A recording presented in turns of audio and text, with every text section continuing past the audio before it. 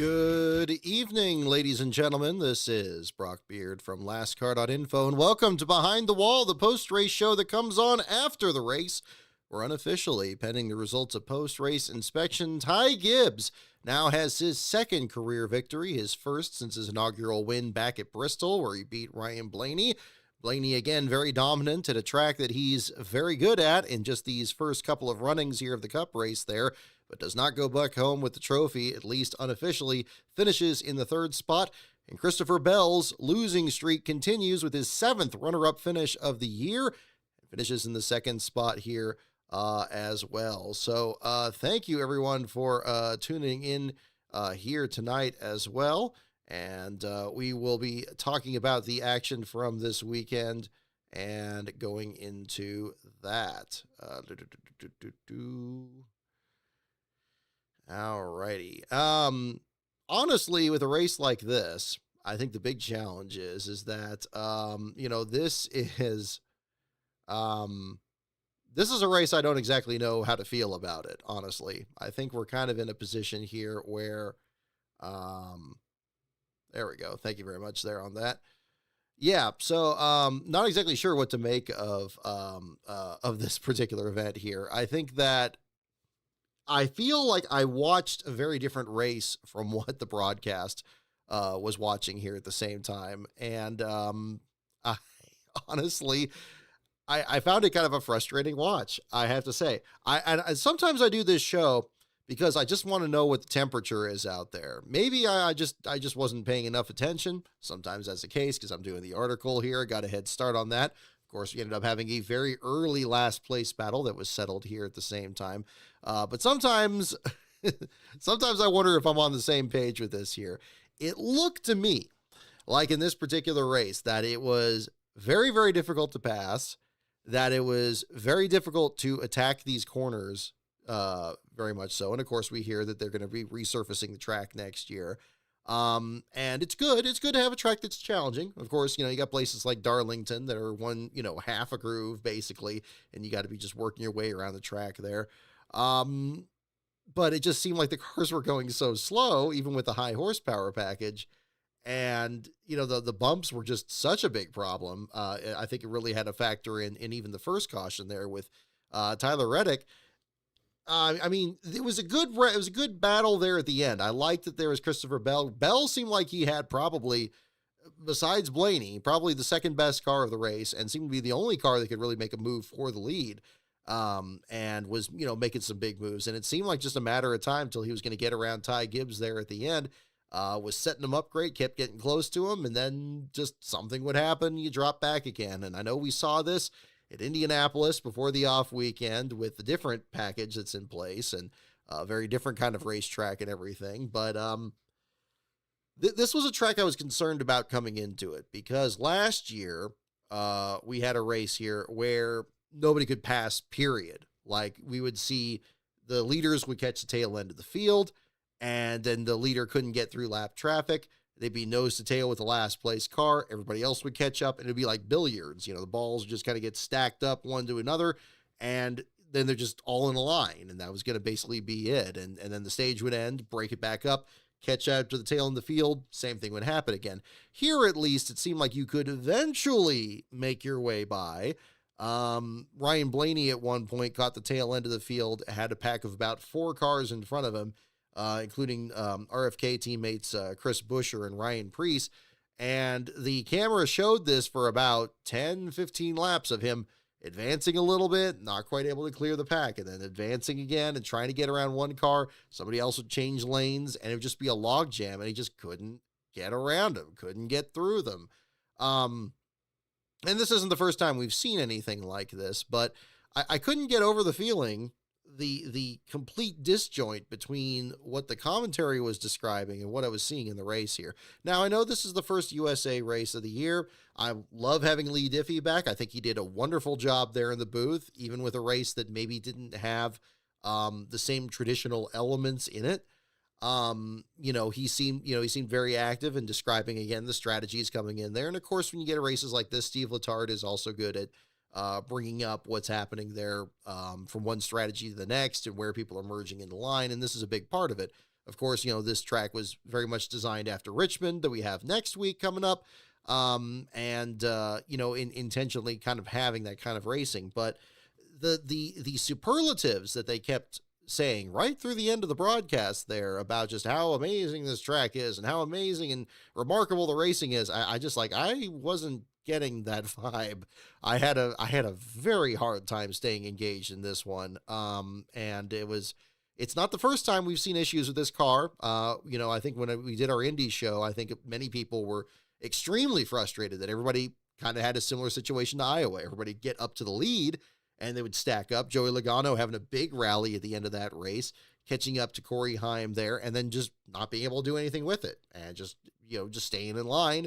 And that's where they were going to finish. And that was just the way it ended.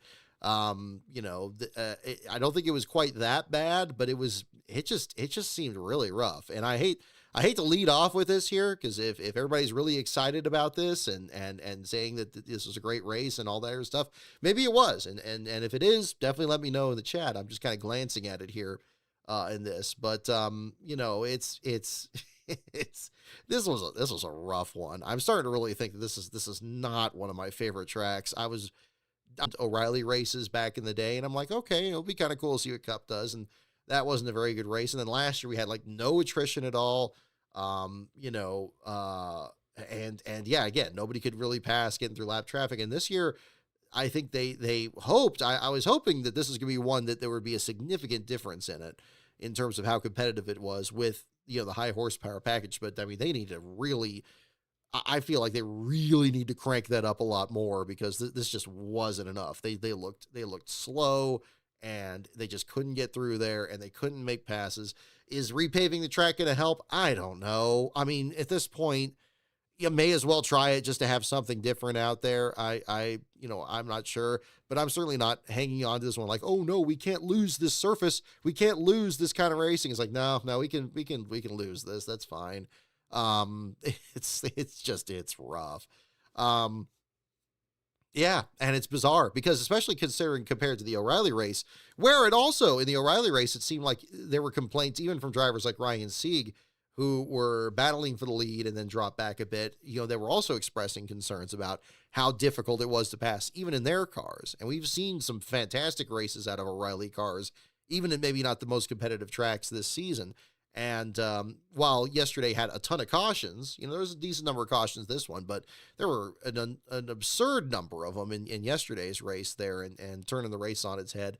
It still seemed like passes were pretty difficult even in that one there, which makes it feel more like a track issue rather than just, the Cup car issue. But the Cup car seems to magnify it. It seemed like at least the O'Reilly cars looked like they were going a bit faster and at least able to kind of do something out there. Yeah, this was just frustrating. And I honestly, I don't really have a ton of thoughts about this race, to be perfectly honest. They all can't, but, I understand that. I think that even in some of the favorite seasons I remember in the past, again, they can't all be winners. They can't all be, tremendous races. I am happy for Ty Gibbs, though. I think much like with Corey Heim a couple weeks ago, I think this is a significant win for him there, getting that second win, going into the later part of the season. And I do think that he's going to be a very legitimate championship threat. I think he's been one of the most consistent drivers this year. We've not seen nearly as many wrecks out of him as we have in years past. We've not seen a lot of, mid-pack finishes that he had earlier in his career. And even leading into the Bristol win, he was off to a pretty solid start this year as well. I think he's been, and it's reflected in the points. Luckily, with the point system being what it is and rewarding good performances in the stages and good performances in the races, we've been able to see him rewarded for that and staying right up there in the top 5 in points with guys like Blaney and Reddick and Hamlin. Yeah, I think he's going to be very tough. And if he keeps this up, especially he is able to minimize mistakes or even be able to recover from mistakes like a bad pit stop in this case here and getting a good run out there, and not getting too frustrated and just going to work out there and picking up some starting spots, I think that's all he really needs to be a really firm contender in the championship here.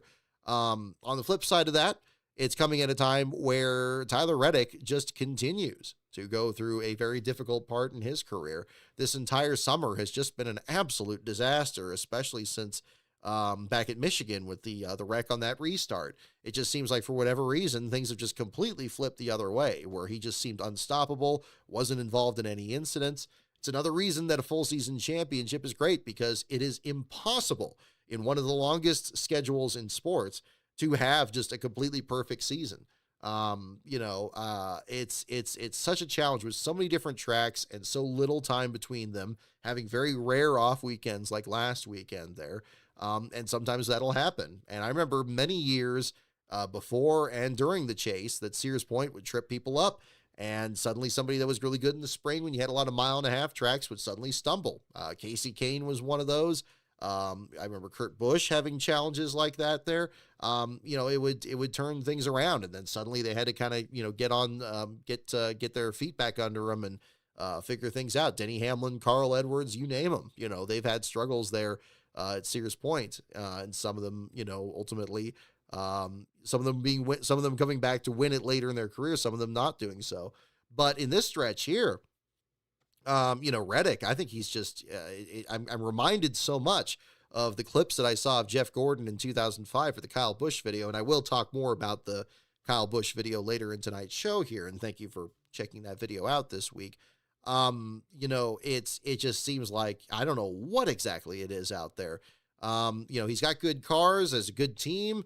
His teammates, of course, are doing well. You're seeing the rise of Corey Heim this year with his first 2 wins. But Reddick is just, again, sometimes it's been mechanical issues like it was at Sears Point. Sometimes it's just been these early crashes here. And then the absurdity of that radiator puncture he had at Chicagoland. It's rough. It's rough. And, that's the tricky part. You got Ryan Blaney looking as good as he has been in this actual, this season here, looking as good as he's been. And then at the same time, having, other drivers that, Tyler Reddick versus Denny Hamlin versus Ryan Blaney, seeing it kind of bunch up a little bit. Hamlin leapfrogging in the point lead, Blaney closing up, and now you got Gibbs, who's already been right there. That's the challenge to it. As somebody watching the championship battle, I think that's really entertaining. I think that's really interesting. But I'm sure for the drivers themselves, it's certainly very frustrating, for sure. Josh Boston, I just saw your comment. Thank you so much for your bottom 10 membership there for 6 months. I appreciate it. I have some videos that are coming to that level very, very soon, as well as if you are in the $10 level of my Patreon. I actually just finished editing another 2-part. It's actually going to be a 2-part video. It's going to be both in that members only video section and the $10 level. And that's the next video I'm actually kind of working on at the moment here. So I'm hoping to get that done soon. And then the one that'll be after that, we'll make that one public. So we're getting that together here too. But yes, thank you very much, Joshua, on that as well. Anyway, goodness, no, thank you again for the super chats here, folks. I'll get to those there as well. So with the way this season has played out, again, I like that at least the championship part is compelling, because it makes races like this a little bit easier to swallow in the context of everything. And just, at least mapping out different challenges that drivers have had along the way. And Reddick's is certainly symbolic of that. Unofficially, his 3rd last place finish, his 2nd of this year, 1st in Sears Point. Sears Point, he just lost 4 laps with that mechanical issue, and really nobody else fell out of the event. Very similar to what we saw to Joey Gase in this Iowa race last year, where he lost 10 laps. Pretty much on pace in that one, and nobody else fell out of the event. So a very similar situation in that case here. But in this one here, early accident, early mistake, collected Eric Jones, who I feel terrible for. Jones was fastest in practice, seemed like he was potentially going to have a good car to at least position himself a little bit better in points heading towards this stretch run towards Daytona, but absolutely did not get the run that he was hoping for there. Just an innocent bystander, and that got wiped out. You saw Reddick speaking with Jones in the garage area, just a rough deal there as well.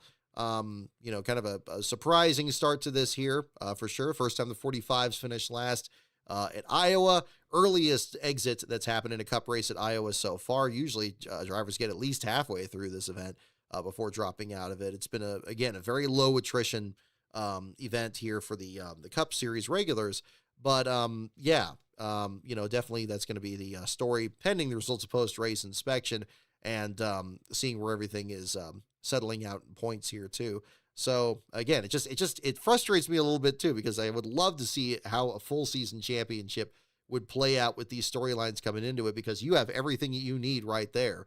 With Reddick in his strong start and stumbling back, you got Hamlin picking up after that and closing the gap, and now you got Blaney and now Gibbs getting right in there. That's 4 drivers right there, and that's infinitely more interesting than a championship 4 that just kind of happens to end up going for the title at Phoenix. And I hope people are starting to realize that at the same time. But yeah, again, I'm just, it's, that's about all I have to say on this race, though. I mean, this one was, trying to kind of process this at the same time. I mean, my fantasy pick wasn't really doing very well, so that's probably part of it too. So I'll admit some bias there. I picked Ryan Preece for this one, and I thought for sure that his O'Reilly performances here in the past, as well as his top 5 run here last year, were going to carry over. Unfortunately, they had issues in inspection, then they qualified terrible, and then they lost a lap, and then they couldn't get the lucky dog, and it was just a mess from there. But luckily, Last Pro picked Logano, so after he had that terrible pit stop and lost a lap there at the end, that ended up keeping things a little bit tighter there at that point. But yeah, just a little bit of everything. I'm seeing Joshua in your message here as well about the Kyle Larson situation here. I'll go ahead and read your super chat here as well. And again, thank you again for your 6-month membership here. Hate to say it, but it seems as though Larson is now a seat warmer in the chase. It's early 2000s Terry Labonte for us Larson fans, and it just got made worse. No thanks to John Hunter Nemechek. 5.4 out of 10, a rough deal. I hate it for you guys that are Larson fans because it's I don't know what it is this year. And Seth Eggert just posted another stat that I retweeted there during the broadcast that this is the first time, I think at least during the race, that we've had 4 straight races without Hendrick Motorsports cars in the top 10 finishing spots since 1984 when they just had 1 car. I mean, did it stay that way at the end? Were there any Hendrick guys in the top 10?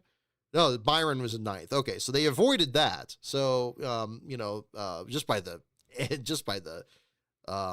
their fingernails there getting through that with Byron getting in the 9th spot. But that would have been the first time there had been 4 in a row. It had been 3 in a row coming into this. So yeah, close deal there. But Larson, I don't know what it is. I don't know. Again, just sometimes they just go through these difficult spells. Again, Gordon in 05 is a great example.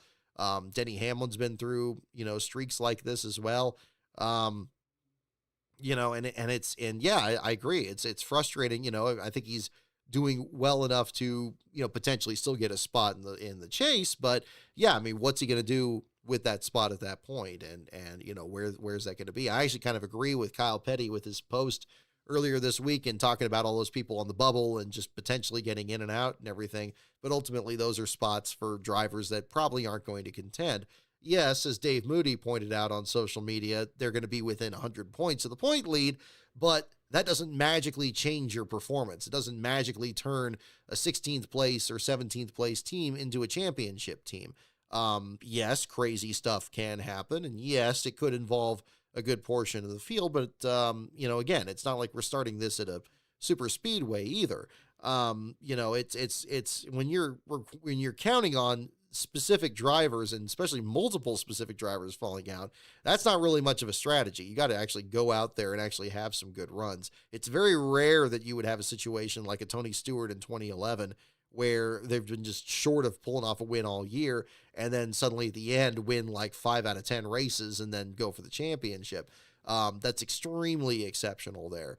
But I don't think that necessarily means that, it's going to be, anything more compelling there at the back of the field. Now we'll see if things change, with that going forward, but I still think a full season championship and getting the reward for just putting together the whole year and celebrating that year is much closer to where we're going to be. And I'm encouraged by the fact that NASCAR is kind of going away from this talk about the regular season championship. Apparently they're just kind of just threw that over their shoulder. Great. I'm all for that. If they don't really care about it, I never really cared about it either. And if the drivers don't care about it, wonderful. That's one more step closer to just letting them go and just letting them get as many points as they can. Having those extra points for winning a race was a wonderful decision. And combined with the stage points there, as much as I don't like the stage cautions, that's another way to bring things up. On that same note, I guess we can talk about the other rule change of this. I hope you enjoyed your off weekend there,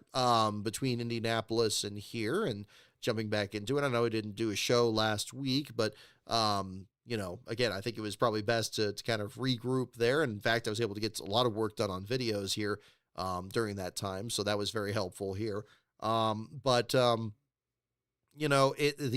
rule change that NASCAR put into place about the stage cautions, and having it so that if a caution comes in with about 10 laps of the end of the stage, that would be the stage ending caution. That makes sense. That makes sense at that point there.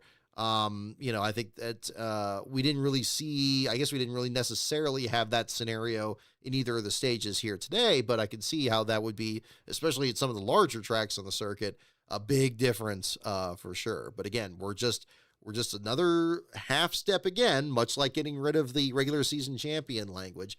We're much, much closer to getting to a point where we can just have no stage cautions at all. I think it's going to be a much easier conversation. Again, like I've always said on this, there's a few things more frustrating than not quite getting what you want out of this here. And despite a certain discussion with a certain individual that I had on this here, that doesn't mean getting everything you want. It's like, no. It's that if we're able to do A, B, and C, and the typical process for whatever is A, B, C, and D, why is D so much more difficult? Why is that the difference? We can clearly do all this.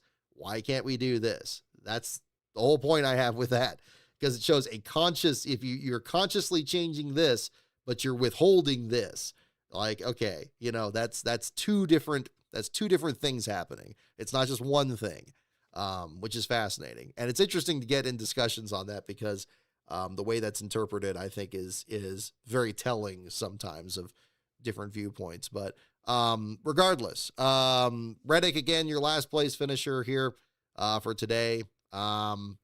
We had, bad luck for other drivers. Carson Hocevar had some kind of issue under the hood and dropped him back there as well. The damage to, Larson and Bowman as well, having some bad luck out there, and dropping out in the bottom five. Just rough deals for them. Austin Cindric trying to hang on to the last spot in the chase. Drops back to 29th at the end of this race here. Brad Keselowski with his qualifying wreck, even after qualifying in the top five, was a heartbreaker. Just a demanding and challenging track, but much more in a Texas kind of way and not in a Darlington or Rockingham kind of way. That's probably the fairest assessment I can give of that here as well. Let me go ahead and get into the Xfinity or the O'Reilly results here at the same time. Carson Ware ends up being your last place finisher, and this was a bit of controversy, I would say, from yesterday's race, and I don't think the broadcast gave enough attention to this. They did show the replays, which I appreciated there, but how egregious is that you had Jesse Love, who lost 60 laps with a transmission change, and frustrating deal. It's 30 laps into the race. He's trying to hang on to a spot high up in the points and position himself for the chase. I get it.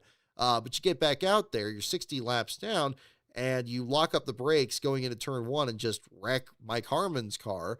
I don't really get the situation there. The team was very frustrated over the radio after that happened, and Ware ultimately was, again, not in contention to win the race, but was 3 laps down, still with, not a tremendous amount off the pace. In fact, right before that accident, was talking with his team about actually trying to challenge Tyler Thomasy there for position. Thomasy driving for the Joey Gase effort, the number 53. Apparently, Thomasy had been running on older tires, and Harmon's team had been running on a bit newer tires there, and they were about to, they were beating him by about a half a lap for each of the runs. So the Harmon team was actually kind of looking for maybe having, a somewhat of a decent run, hopefully outlasting some of the other drivers with all the cautions that were happening. Anything was certainly possible at that point. But unfortunately, right when they were about to do that, wreck happened just after the restart, and they got taken out of the event. And Carson actually responded to my boast on that about the statistic that was his first last place run in the O'Reilly series, just running part-time these last few years. Actually had this YSS.org website that was on the car. Was kind of an interesting thing. I like to do a lot of research on the sponsors, especially for the last place finishers there, to kind of get other context for that, because a lot of times, of course, when they're falling out of the race early, they don't get a lot of attention unless, it's something like this where it's a wreck and you see it on screen. But actually had like some youth initiatives based in Iowa and talking about opioid abuse and things like that. And it was kind of interesting looking at the website there. So I tried to tie that into the article there too. Obviously, nobody wants to finish in last place, and it's not a fun experience there. But this one was pretty egregious, I think, and we'll see what more comes of it there.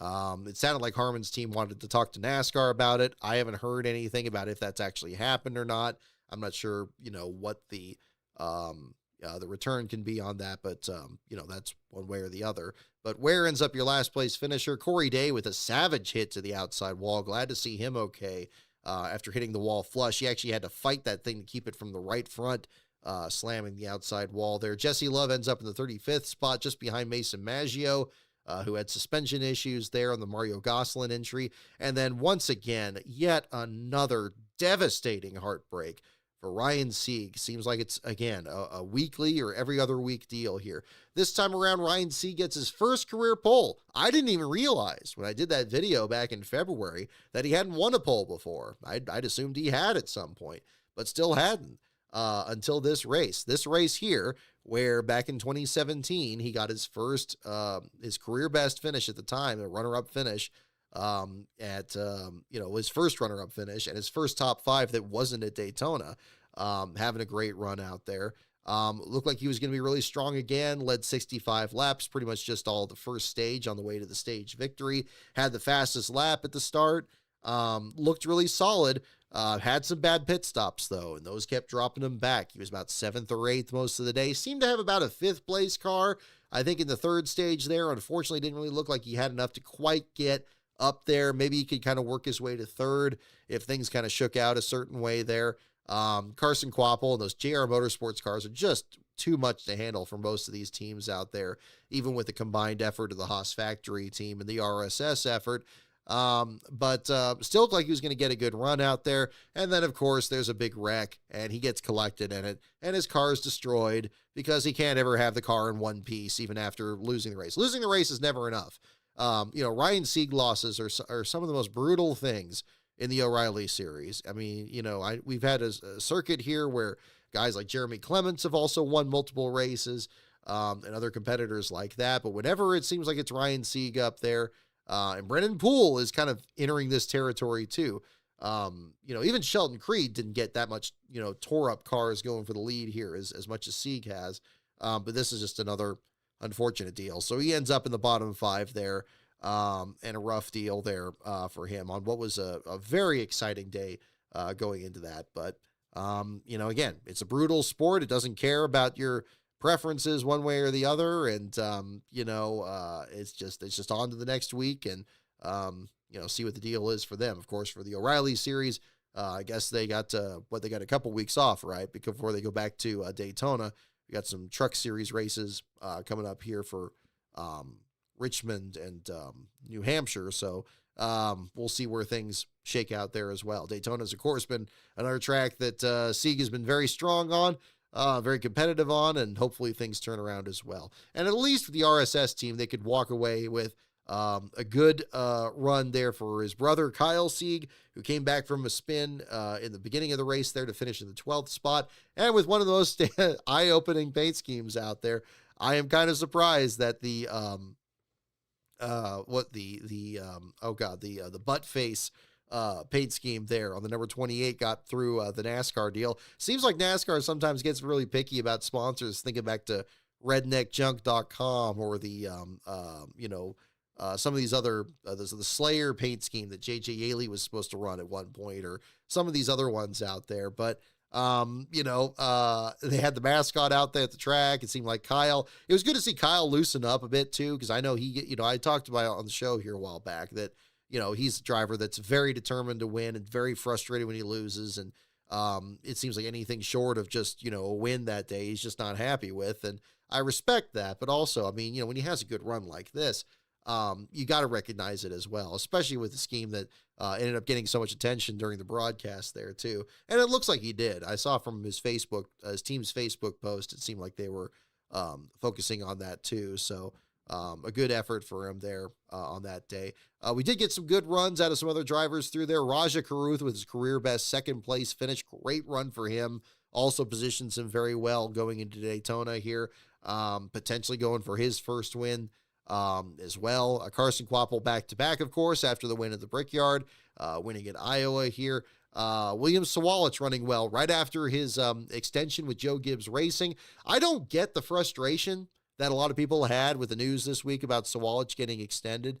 The man won Rockingham, and I'm still very clearly remembering how big of a turnaround he had last season. If he was still running as badly as he had the first part of 2025, I could see people wondering why he was getting an extension. But the fact is, he really had turned it around and has looked very solid there. He's had some bad luck this year, unavoidably. And I don't feel he's been quite as consistent as he was after Sears Point in 2025 through the rest of that year. But he's been in the mix, and this was another good example of it in a challenging race with multiple cautions, and a spin himself getting back up there in the top five. I think that he showed, another good reason out there, for him to, deserve that spot in that field. And I don't feel like, it's inappropriate for them to be extending him. I think he's a talent, and I think that he's just one that just gets doesn't get the recognition all the time that I feel he's due. Nick Sanchez did a great job there for the Peterson team. Again, stepping in for Austin Green there in the sixth spot. Great run for him. Congrats to Dean Thompson for landing the deal at the Haas Factory team, and kudos to the Haas Factory team. Talk about teams that a lot of people are just waiting at the clock, thinking they're just going to go away. Give a call to Gene Haas and the folks out there. They're not just messing around here with this NASCAR organization. They're not just, running this team just for the hell of it and then not putting any interest into it there. They got a 2-car effort still in the O'Reilly effort. They're going to expand it to 3 cars next year, and they're keeping the Cup Series right out there with Cole Custer. Obviously, they have, long-reaching connections there with Custer's family and keeping them in the ride there and all that. But they're still operating. And I think you got a lot of people on the side of the road here with this charter system just saying, oh, well, Haas Factory team, they're definitely going to go away. They're definitely going to sell their charter. They're going to da-da-da-da. No, it took a lot of effort after the closure of Stewart Haas Racing to reorganize, to reduce and become a bit more efficient and, run a solid organization.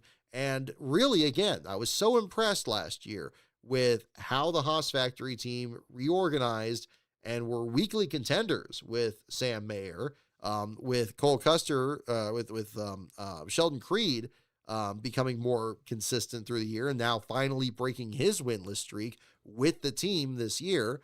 And Mayer could have just as easily been a factor in yet again winning Iowa this weekend. Unfortunately, it didn't happen after some damage there. Again, I think they're an organization that also deserves their flowers, especially in one where, again, the junior motorsports team just has that stranglehold on the top of the field, where, even Cup organizations out there just, can't quite jump in there as well. So, I think it's interesting. You had the announcement that was coming up at Iowa, and you had a lot of speculations like, oh, they're going to go away. No, they're not. And I appreciate them standing their ground on that. And, again, I think it's an interesting organization. I think, yeah, their Cup program could be better, certainly. But, it's challenging when you're a single car organization in today's NASCAR, where you have so few. You got all these multi-car organizations out there. You got permanent charters. You got everything else that's in place there. It's going to be a difficult situation. It's going to be that way. And that's going to be, it's not going to be easy for anyone. It's not any easier it is for Rick Ware Racing or, the few other, operations that are still in business in that format. So I think, somebody stemming the tide, like that, and somebody that's still genuinely into racing, obviously the Formula One team out there has their own issues and their struggles there at the same time. But I'll take somebody like that that's trying to scrap something together and try to improve it over, having, private equity buy one of these charters, and then it just becomes, some corporate, non-racer thing, it's just transactional to them. I think something like this, where they actually have somebody that has a background in the sport, I'd rather have them have it. So, yeah. So I'm happy for them. And I hope that next year, maybe with this expansion of the O'Reilly program, maybe they'll be even more of a threat to guys like JRM and the Hendricks and the other teams out there. So we'll find out what the story is. And Dean's a good guy too. I've had the fortune to cross paths with him before, mostly online. I don't think we've actually had a face-to-face interview now that I think about it, but I think he's always had a good sense of humor. He was the one that was presenting the last car certificates to his roommates back when he had Dawson Cram and Lawless Allen, I think he was rooming with at the time. And that was a fun video there at the same time. Great runs, speaking of which, for both Dean as well as his Sam Hunt teammate Harrison Burton. Harrison, of course, his struggles this year in the O'Reilly series have been pretty well known there in that 24 effort. Good to see him get a good run out there. Brennan Poole in the top 10 for Alpha Prime, and Tommy Joe Martin's great effort there, beating Austin Hill for a top 10 finish there. Good to see. Carson Brown in his series debut gets a 15th place finish for Jordan Anderson's team. And then further back, you got, where is he here? Derek Lemke there driving for the Gosselin effort back in the 27th spot. So both of them finishing the race under power. Pretty crazy race though. Otherwise, I mean, very physical. You had a lot of drivers that seemed like they were going to be big contenders, ended up caught up in someone else's mess. Even Justin Allgaier to an extent there. I mean, the Brent Cruz move there that took out Allgaier and Sieg was definitely a mistake. I mean, it's unfortunate. It just seemed like that 19 car was just coming up and up in this year. Him getting tossed the keys to Christopher Bell's car at San Diego was a big challenge. There was some confusion, at least from what I've heard, between Cruz and with Christopher Bell as to, how much of that was a mistake versus just a mechanical issue. Cruz made it sound like it was a mechanical issue with the gearbox. Bell made it sound like he had actually just made a mistake and had a bad shift. Cruz denied that during the interview that we had there, but regardless, again, I think it's just a long-term thing that they're gonna have to work out. But undoubtedly, Allgaier went up to Cruz afterwards and talking to him, and they got to figure things out there too. But yeah, I think that's another part of it. But great job for Carson Kvapil. Happy to see him win again.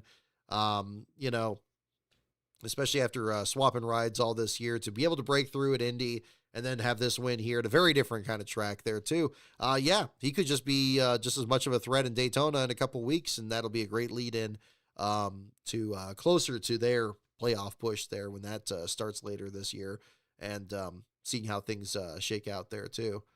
Let's see. I think that's most what I have on that.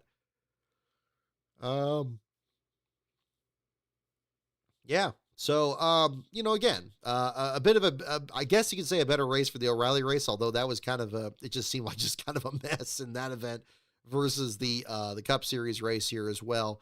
But how often do we see that there with, the different circuits out there and the Cup cars on the same track with, the differences in the cars just not quite putting together, the same deal out there. So we don't have a call on inspection yet, I don't believe. I will check Pockrace's list here as well. That NASCAR Americana program looked interesting as well. I think we talked a little bit about that and lead into this. I know it's playing right now, so I'm sure we're not getting as much viewership for people watching that live. I got a DVRing right now, but hopefully it's good. I mean, it seems like anything that's talking about the formation of NASCAR is pretty well trod ground. I don't think there's really too much more you can really add to that element. However, a lot of the figures, a lot of the drivers who raced in that era, I think probably the focus on that would be really good. It doesn't seem like, from what I've seen, that it's going to take that direction. It seems like it's focusing much more on the cultural effect of the sport and how it's plugged into maybe elements of American history. At least that's how I read it. Which would be interesting because you could certainly plug in elements about World War II and the post-war boom and the development of car culture and the interstate freeway systems. That would probably be an interesting way to analyze it there. That maybe doesn't get talked about as much. But yeah, I think that would be kind of interesting. As somebody that's into historical documentaries, I hope that it scratches that itch. I'll probably be watching that later tonight. And we'll talk about it on the show next week as well. It's an ongoing series too, right? Like, it's going to be a couple episodes. So I guess we're going to get a few more down the line. I think that'll be another one to look at the same time. Okay. Well, the Haas F1 team are doing okay. Their issue seems to be developing the car there, I see, Benjamin. Okay. No, that's good to hear. So it's good to hear from a different direction there as well. Let's see here. Let me get my notes and bring this up here too. Congratulations to Mason Massey on an absolutely thrilling win at Portland. That was kind of the interesting thing too, where Iowa was kind of hot and cold this weekend. Seemed like racing just about everywhere else was just pretty crazy. I guess everybody else, I mean, you didn't really have anything else. I guess there's an ARCA race during the off weekend, but that seemed like about the only thing on the national circuit here. But the Portland race and the road course was exciting. You had about four guys that were right in the mix, or five drivers there, if you include Haley Deegan getting into the mix there at some point too. But Mason Massey, congratulations on the victory there. Driver that's been on the circuit there, and trying to kind of break through, driving for guys like Joey Gase's effort and Mario Gosselin's, and good to see him get pull off a victory there with the McAnally effort. Ryan Vargas and looked like Brad Perez were out there celebrating with him, so that was good to see. And big deal there, and also cool to see. Speaking of Vargas, yeah, that I guess apparently he was running both that race and the Iowa race in ARCA as well. So good variety of exposure there between ARCA and then ARCA West there as well. So good to see a lot of drivers that are a bit more familiar faces here, at least online, seeing whatever performances they can get at the same time. So that's good to see. Um, yeah, kind of looking at these here. Okay, I talked a bit about the rule change with the cautions. Yeah, that was fine. Um, I saw the interview between Corey Heim and Corey LaJoy when they were talking about ugly car numbers. I kind of had some thoughts on that there as well. I always felt growing up that, it always seemed like I always make these numerical entry lists and stuff from week to week, which is really pretty much kind of what I still do on the website these days here with the last car page and the entry list storylines. But it always seemed like when I was growing up that the numbers in the 50s and the 60s were like never used, and especially the ones in the 60s, except they were repeating numbers. If you have like 55 or 66, seemed like those were always used, but everything else would always be left. So you'd have like the entry list, and it would seem to always be kind of front loaded to the single digits, and then you get to about through the 40s, and then suddenly you get like nothing in the 50s, and maybe one in the 60s, and then you get Dave Marcus down in the 70s, and that was always interesting. I mean, I think some of the numbers, if I had to pick one that maybe is an ugly number, maybe just one that doesn't get used much, you got to look at like numbers like 65, because 65 looks so much like 55. It just looks like almost a mistake. Like you just kind of have one of those, or maybe two people have the same number and one of them had to get drawn over or something. Maybe it feels that way. I didn't quite agree with the ones that the LaJoy and Heim were talking about. Like LaJoy brought up the 74, which of course is, a number that his father Randy made famous, the back-to-back championships at Base Motorsports. I always found the base cars to look really professional looking. I mean, the Staff America sponsorship, I guess, was part of that. But the number font they picked, I thought looked really nice, especially in '03 where you had the open-topped 4 and this really aggressive-looking number font. I thought that looked great, even on an unsponsored car. I have very fond memories of those. And then Heim suggested the 93, which, of course, people my age, you think about Dave Blaney, you think about the Amoco Pontiac or the Dodges back then.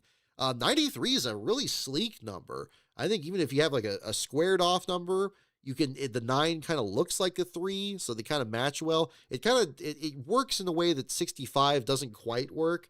I think 93 looks a bit bolder because the upper part of the number is different from the 3 versus the lower or something. Maybe it's some element there. I don't know. I always thought the 93 was pretty cool. Even when it was on Maurice Randall's car when he drove a Chrysler back in the 80s, I thought that looked pretty sick too. Because, I mean, you can have two rounded numbers. I think one's maybe where you have a big number and a small number. It doesn't quite work. Not like big counting wise, but more like the shape. Like anything with the 1 at the end, like 81 or 91 or something. Those are always, I think, tricky to pull off because you got a really wide number, especially like an 8 or a 9, and then the 1 is really, really skinny, and it's hard to find a good font where it doesn't look like the 1 is an afterthought or like an exponent or something.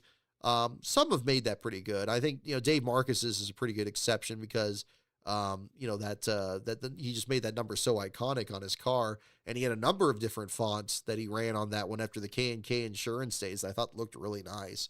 So maybe that's an exception, but, again, yeah, things like, then of course, yeah, I mean, the Phoenix Racing 51 always looked good. Some made it work. But then there's other ones where just, yeah, I mean, it just didn't look as good. That would probably be my candidate. Lastbro is very big on, he doesn't like zero numbers. He hates any of those. Anything is like a 01 or a 05. He's never been a big fan of that. He always likes, just kind of the 1 to 99 group. I don't know. I'm not willing to kind of throw those out. I feel like 00 looks good. Again, repeating numbers seem to always kind of be the exception. I kind of liked it when Nadu had 01. I didn't mind it, although I liked it much better when he was in the 25. 04 being Herschel McGriff's number. That's one that I think is just very iconic as well. But you never know. I think there's different looks at that at the same time. Let's see. So yeah, that's about all I have on that one there. I had an interesting discussion a little bit this week about the season finale and the championship being wrapped up. I had a couple people take me to task on that on social media, and maybe that's just a social media thing. Is the last race of the season a big enough event that it's still exciting even if the championship is settled? This seems to be kind of central to any discussion about having the chase format or having a championship 4 or anything like that. Honestly, I think it still is significant. I think it doesn't matter if the championship is already settled, if it's been that. I think much like the championship itself, it's a celebration of the season. And I think it is still significant to get the last win of the year and be able to, because I think also you win the last race of the year, you can celebrate it the entire off season. Again, Jerry Nadeau won his only race in the last race of the year. He got other drivers that, Robbie Gordon won his first race at the end of the 2001 season. I think personally it is exciting because otherwise, I mean, you wouldn't have all these races where you have a big stand full of fans out there. I mean, you get other seasons where maybe the championship settled even earlier. Maybe you have 2 or 3 races afterwards. It's like, well, it's not like people didn't show up because there wasn't anything to compete for. I think the issue that has always been central here, and the reason I think a lot of these races just become so forgettable, is winning the race is still the most important element. It is. It's just the most important. And, obviously you got drivers out there that want to win a championship, but at their heart, they want to win the race. And, if a 9th place finish is going to lock them up a championship, I'm sure even in those cases, the driver still wants to win the race that day. That's just the way it is. That's just the way it is. Even if they don't need to win the race, they want to win the race. That's the whole element of the sport. And it seems so silly to bring this up, but yet every time I get in one of these debates, everybody just kind of poo-poos on that. Like, who cares who wins the race? It's like, I only care who wins a championship. Bull. No, if that was the case, we would still have the championship 4. And then you have a thing where everybody's going to be crazy about the championship and who's going to win it in that. And we've really reached the zenith of that format. It's just absurd, and you can't structure it that way. And yeah, having it be from one year to the next, where maybe one year, suppose Tyler Reddick didn't have this streak of bad luck, and maybe he gets like a 14th place finish instead of a last place finish, and he runs well enough that he can lock up the championship with 3 races to go. Well, if that's the case, he should lock up the championship with 3 races to go. And, is he going to win the last couple of races of the year, or is somebody else going to, hit on the right combination and win? Or is it going to be somebody that's preparing for next year already, like a Corey Heim kind of type, that gets another chance to get out there and they win the race? And honestly, people in the grandstands, that's what they care about too. They want to see who wins the dang race. I mean, why? It seems silly that would ever be overlooked, but that's kind of where we've been, and we've done these formats for so long. And, I do think that, yeah, it's trying to restructure. It's trying to change. It's overvaluing the championship. which is a strange thing to have to say, but it is true. You know, drivers do want to win a championship, but you know, it's just let them win it the most conventional way. Have the best overall season, get as many wins as you can, minimize mistakes, or if you have a bad run, try to overcome it there. Don't let the format guide you that way. The format needs to stay the hell out of it.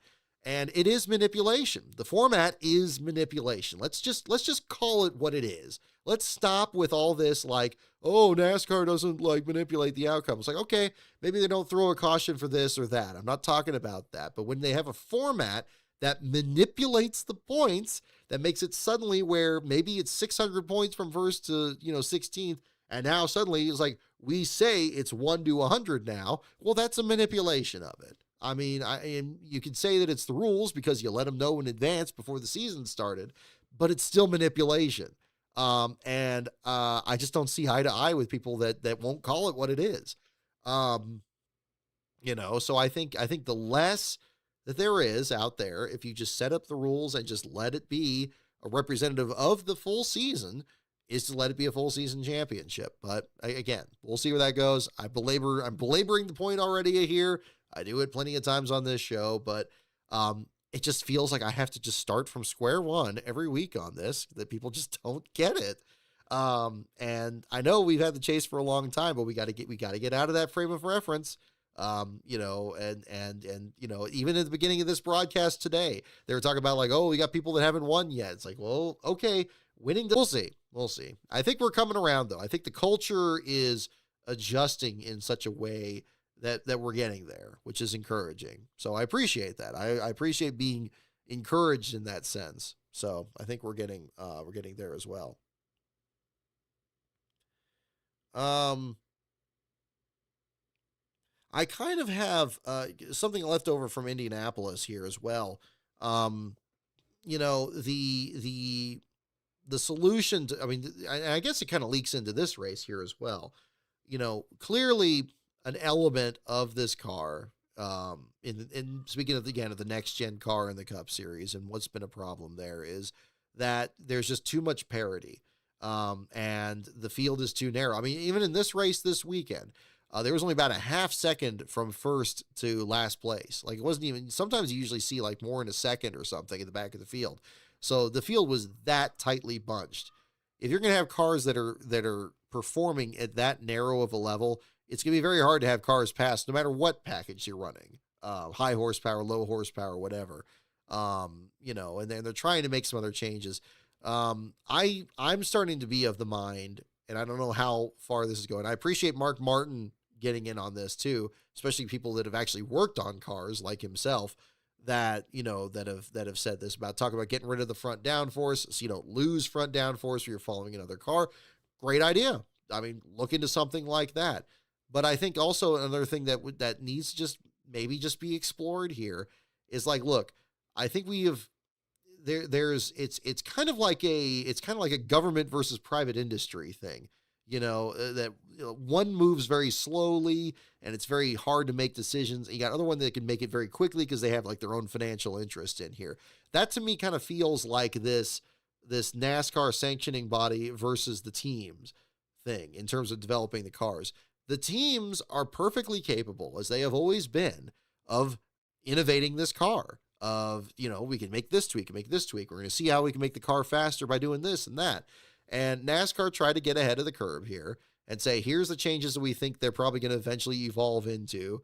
And you can't make any changes, teams. You can't do any of this. You can't even make a slight change to this. It's like, these are all stock parts. You can't make any changes to it. It's completely spec. If you do anything, we're going to punish you. And I think has there been any discussion about loosening that up a little bit and just letting the teams innovate just a little bit? Just anything. It just seems like NASCAR is like, we don't know, what it's going to take to make this car more competitive. And these teams are out there like, we're building these cars under these strict regulations and we can't pass anybody with them. And if only we could do this or this, maybe we could be able to do that.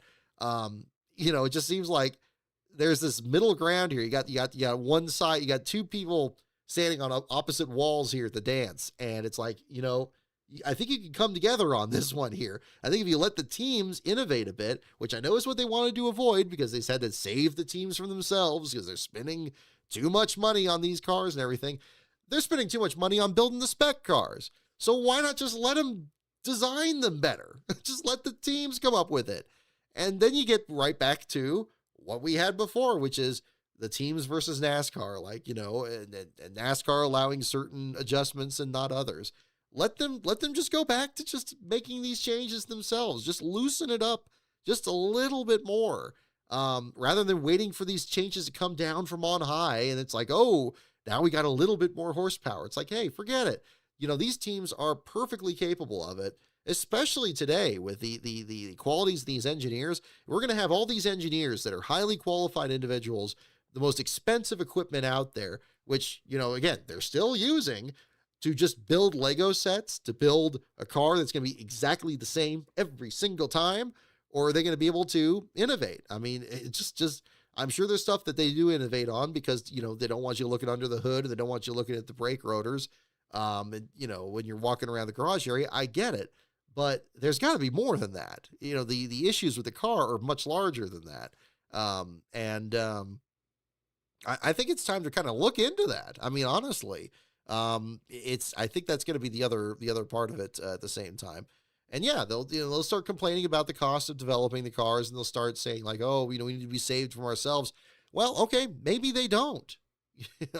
I mean, they got guaranteed charters now. Does that not change the complexion of this a little bit? you know, things are different this year from last year. Does that not change the complexion of what this business relationship is? I keep hearing this nebulous stuff about the teams have more of a seat at the table. They have more of a say. It's like, okay, well, what does that mean? Because it doesn't seem like they're able to kind of get more significant changes to the cars here or anything. It just seems like the NASCAR themselves are awarding these things, but is that the best? Is that the most efficient system, or is it just too slow? And so you got all these races that go by where, nobody can pass. I just let the teams do it. If you were to tell the teams, next week at Richmond, we're going to run 900 horsepower, they would have it ready by Thursday. These teams can do that. They're businesses. They got massive complexes out here. The smallest team in NASCAR has, great equipment out there and their resources and everything. And if they're getting a bigger seat at the table and they're able to get whatever resources they can get, just let them do it. I don't know. It's the same reason we had all this issues with like getting practice extended and everything. It's like, oh, we can't have that. It's like, all right. It's like, I don't know why there's elements of this that the sport is fearing. It's like, what are we going to lose? What are you going to lose?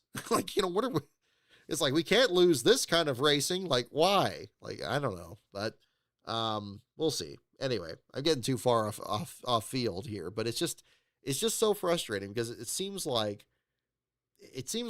I don't think any of these ideas are even being considered here at the same time. And it's frustrating because I like the direction that some of the things are going in the sport. I think Steve O'Donnell is a great leader in the sport. I really appreciate his responsiveness to this issue with the stage cautions. And it's still a half measure, but it still feels like really obvious issues that are very glaring, or at least getting addressed. But I think there's some things that maybe NASCAR needs a little bit of help with. And I think if it's about the car, which is just constantly, it's the car every week. It's always the same issue with the thing. Let the teams help you out. Let them help you out. And then at least if nothing else, if it doesn't work, you can point at some of the teams like, well, hey, that didn't work. Well, all right. Luckily, there's another race the next week. We can try something else. I mean, that used to be kind of the way the sport was for many years. It's crazy. It's crazy. And I know that they try to say that they're going to save the teams from themselves, but I think, and they don't have to admit failure here. I mean, it's the only failure is just not making any adjustments and just saying like, oh, this is fine. It's like, no, like, come on. But I think that's where we need to kind of work that out. So I don't know. It just gets crazy. It's just crazy. But yeah, let these teams do it. I mean, what was it? I think it was gosh, I don't know. There was something that was said earlier in the broadcast today that just got me. I should have wrote it down, but they were saying something about like, I don't even remember what it was, what it was, but it was like saying like, that the teams are happy, the teams are happy about this sort of thing. It's like, I don't know if something about like I don't even remember what it was, but it just seemed really strange that it was saying the teams were happy about something that NASCAR had done for years. And it's like, well, I'm not sure if they were happy about it if they sued NASCAR at the same time. It sounds like they weren't too happy about it, but um, it just seems strange. I don't know why they're handcuffing the best brain trust they can have, which is the teams. And again, if they want more cooperation, I think that's another way to, you know, look at that at the same time. So I don't know. I don't know. We'll see. Nothing's gonna get solved here on this show here, but that's just another thing. I'm just getting weary of that through here. Um let me get into yeah, that's most of the notes I have here as well. We'll do the trivia portion here in a little bit. I'll check let's see, inspection. I don't think we have any calls on that. But I will talk about the Kyle Busch video here as well for anybody interested in that. I know it's been a couple weeks here since we've done a show here as well.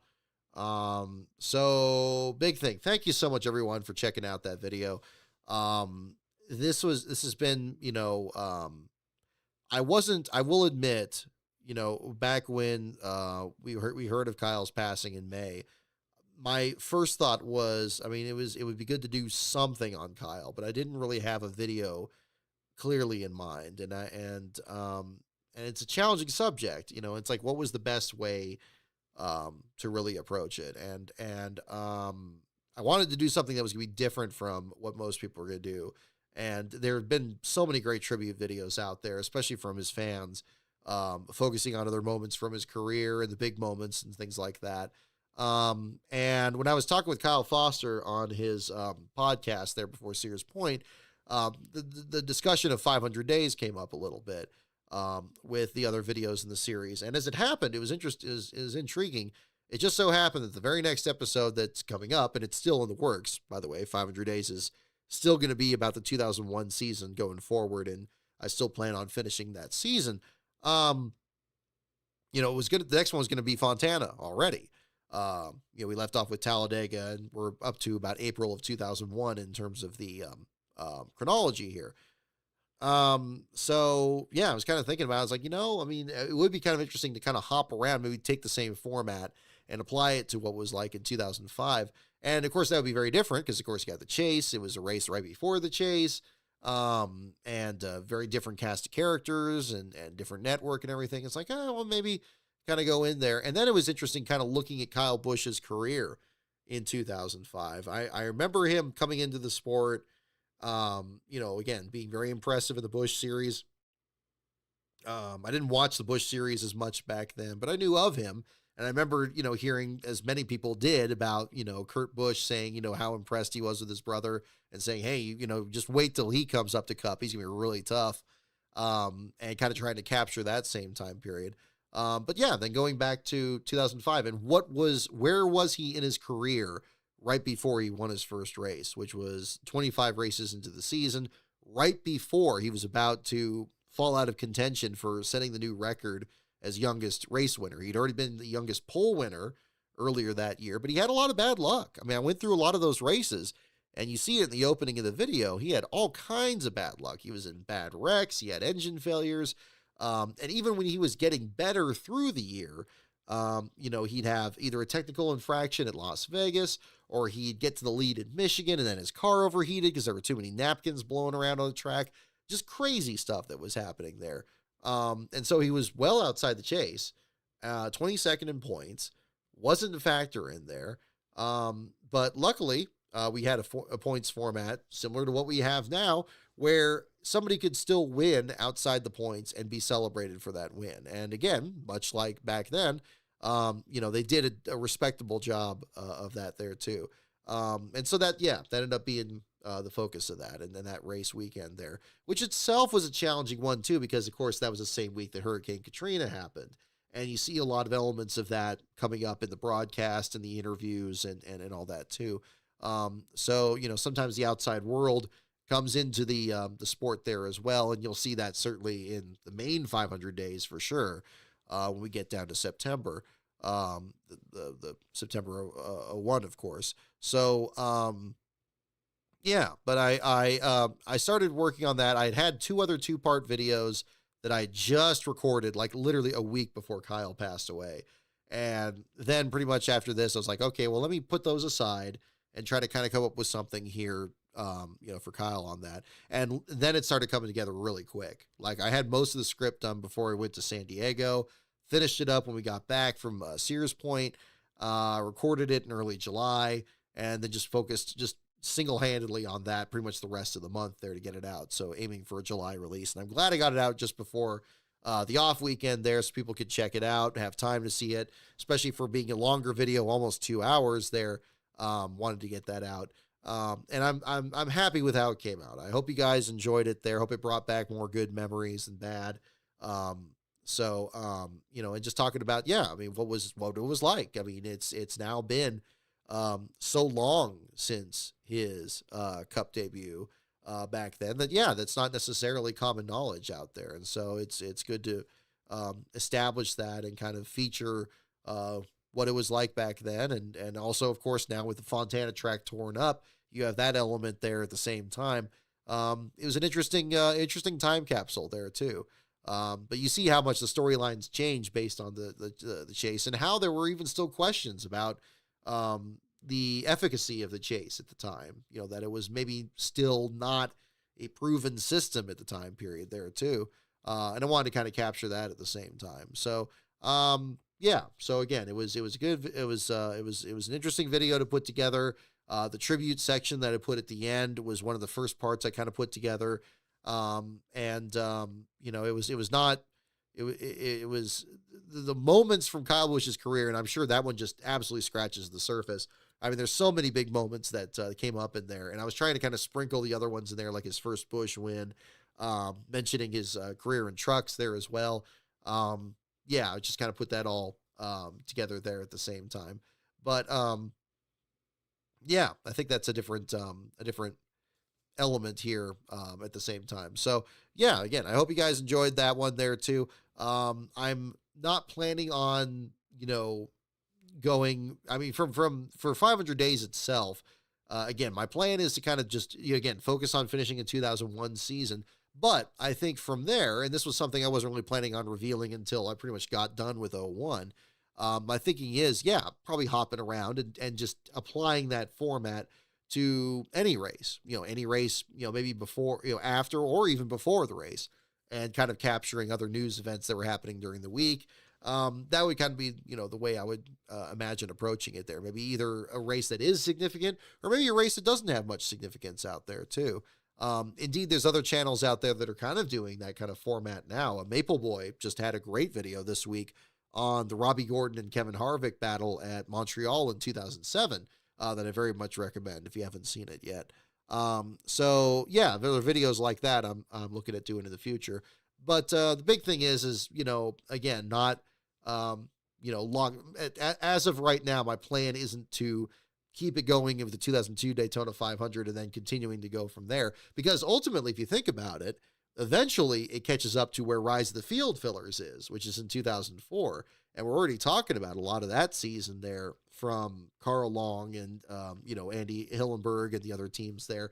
I mean, all these races, of course, are part of the same. It's almost strange to think of it as a cinematic universe, because these are real life events that really happened on specific years. But that's basically where it would be, is in short time, it would catch up with field fillers, and then you just have that part filled in. I kind of have other thoughts about kind of that interesting period between 2002 and 2004, because that was an interesting period in the sport, but that kind of requires, I think, its own discussion. So that may be something further down the line. But the thing I'm very excited about is now, after getting the Kyle Busch video out there, and I'm very happy to have that out and seeing people talk about it and sharing it there, I'm back to those other two-part videos. The first of those is going to be a bonus Rise of the Field Fillers episode for members only, as I mentioned there earlier, with the new membership there as well for Joshua. So Again, those are going to be in the members only section and for $10 members there as well. And then those videos will become public once the next members only video is done. And also, the for those of you who are longtime following up on this here as well, the part three, excuse me, I lost my train of thought for a second. Part three of Kenny Irwin Jr. I've been getting many questions about that, about when that's going to get posted. That's kind of the proof of concept I'm kind of working with here. That will become public once this 2-part Rise of the Field Fillers takes its place in members only. I want to make sure there's always something in the members only one, but the trade-off is that whenever something new comes in, the old video becomes publicly available. So I think that's another way to have like another tier there. And the big reason for that, the reason I'm doing that, I don't want to put everything behind a paywall there, but I want to make sure those of you who are $10 members, whether you're on YouTube or if you're in the Patreon, I want to make sure you get something for your benefit on that's special beyond, the regular benefits in the Patreon there too. So, that's kind of the way I have it set up. So again, you've probably seen my Patreon video there that I've recorded at Phoenix last year, but that's kind of the setup there. So you have $1 for advanced access to the videos I record for NASCAR Man. $5 is advanced access to the videos that I record on this, that I make for my channel, except for the members only videos, which are for the $10 members. And those are behind a paywall until a new members only video is. So that's just, earlier advanced access for, another tier there. So that's kind of the setup there. And of course, the big thing I want to make sure I'm clear on too, and I didn't mean to turn this into a Patreon advertisement, you absolutely do not need to do both the $10 membership and the $10 Patreon. Either one is going to have basically the Patreon is going to have a little bit more benefits because that's the one where I send like your membership card and the newsletters and stuff. But if you just want the advanced access to the videos, the YouTube membership is your deal there. So it's kind of up to you on that one. So I just want to make sure, because I don't want anybody trying to sign up for both of them. You don't have to do that. So yeah, we will, get into, let me see here. I think I got all my other notes, on that. I'm going to save that as well. Rest in peace to Richard Brickhouse, by the way. I think that had just happened right before our indie show. And I didn't make mention of that on there, but, yeah, the, inaugural Talladega winner, passed away a couple weeks ago, there on that. I don't have a video currently in the works, for Richard's career. I don't know if I could really improve on what's already out there. That's kind of one of those stories. Like, I think there's a great video. I think it's on my NASCAR Archives page that, Dave Despain did an on assignment on the history of Talladega that talked about Richard Brickhouse's career in that one, and actually has interviews with him. I'm going to see if I could find that. Cause I believe that would be, I don't, if it's tricky, if there's something like that where I don't know if I can really improve on it, I tend to not really go into that there on the channel there. So that's definitely another, element. I try to kind of really go for ones where, especially these next couple videos I'm working on, I think these will be really interesting. Again, this field fillers thing, I think is gonna be really, really good. It's gonna be, again, 2 full episodes on 2 different drivers. But again, I'm glad the reason I put it in the members only one, they're kind of in their own category, separate from a lot of these other field fillers that we've talked about up to this point, just because they had even more limited schedules there. The next main episode of that series is still going to cover the DNQs from 2004, as I mentioned at the end of the Greg Sachs video. And that one's also in works, and that one is going to be publicly available right away when that comes out. So, yeah, so a lot going back and forth, but I'll try to find that in the meantime. What I'm going to do here as well is I'm going to step aside and we'll do the trivia section here. And if you have any other questions from the show, I'll do super chats here as well. So make sure to check that out at the same time. But yeah, we'll do super chats on the other side of the break, and as well as the trivia portion. And we'll go from there. Okay, so stay tuned, folks. I'm going to step aside for just a moment.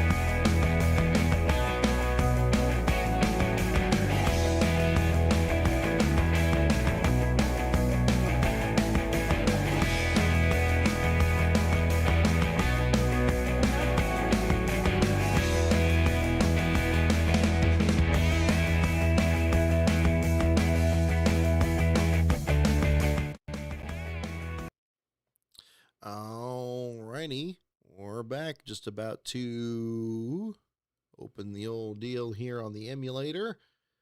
And we will get started here in just a moment. Now, this will be a little tricky. We have the 54 car winning today, and I'm sure we don't have that number on here. We got the old Joe Gibbs 18. Maybe we can look through our options and see what we got. How many drivers did choose your driver? Okay, I think I see the audio on the audio capture. Hopefully you guys can hear what we got here. Get my chat. We've got the screens moved around here a little bit.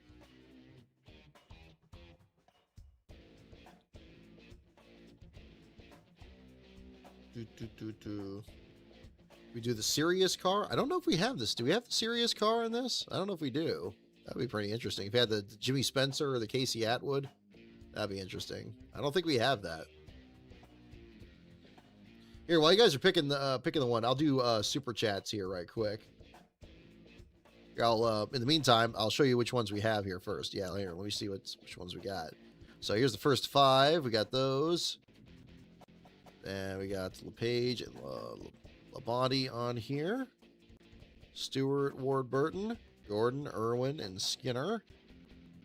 And down here we got Schrader, Irvin, Marlin, Nemechek, and Andretti. And Adam Petty, Kenny Wallace, Jarrett, Elliott, Chad Little. And then down here we got Jeff Burton, Richard Petty, and Dale Jr. Dale Jr.'s Busch car, looks like specifically. So let me know in the chat which one you like, and then in the meantime, I'll do the super chats here. While we got the music in the background here. Oop, that doesn't do it. Does that do it? Does that do it? Okay, there we go. Keep that muted here in the meantime. I need my... Is it this one? I don't think it's that one. No, I think it's this one. There we go. Click the right key here. 1 plus 54. That's an idea. Big all caps. I like that. Todd Bodine, if he's up there. I don't think so. Let's see here. Whoop. Oh, not there. Here.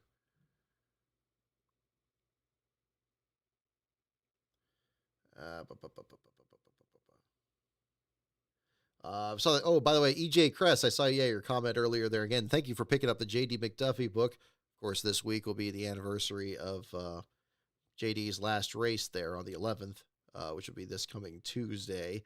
I don't have any videos currently planned there as well, but if you are interested in copies of the JD book, I do still have 4 in stock in the eBay store, and I'd be happy to sign it for you there as well. If you have a copy that you've already picked up that you like signed, definitely you can reach out to me on the website there as well. My email address and my DMs are open on Twitter, so you can find those as well. So again, thank you again, Joshua, for your membership there for the bottom 10. Again, I'll read. Let's see. I get your comment. Yes, I got your comment there about Kyle Larson. Yeah, hopefully things turn around there for Kyle. I know it's been a rough year for him. Benjamin Cook, 84.79 for 10 pounds. Thank you for your super chat as well.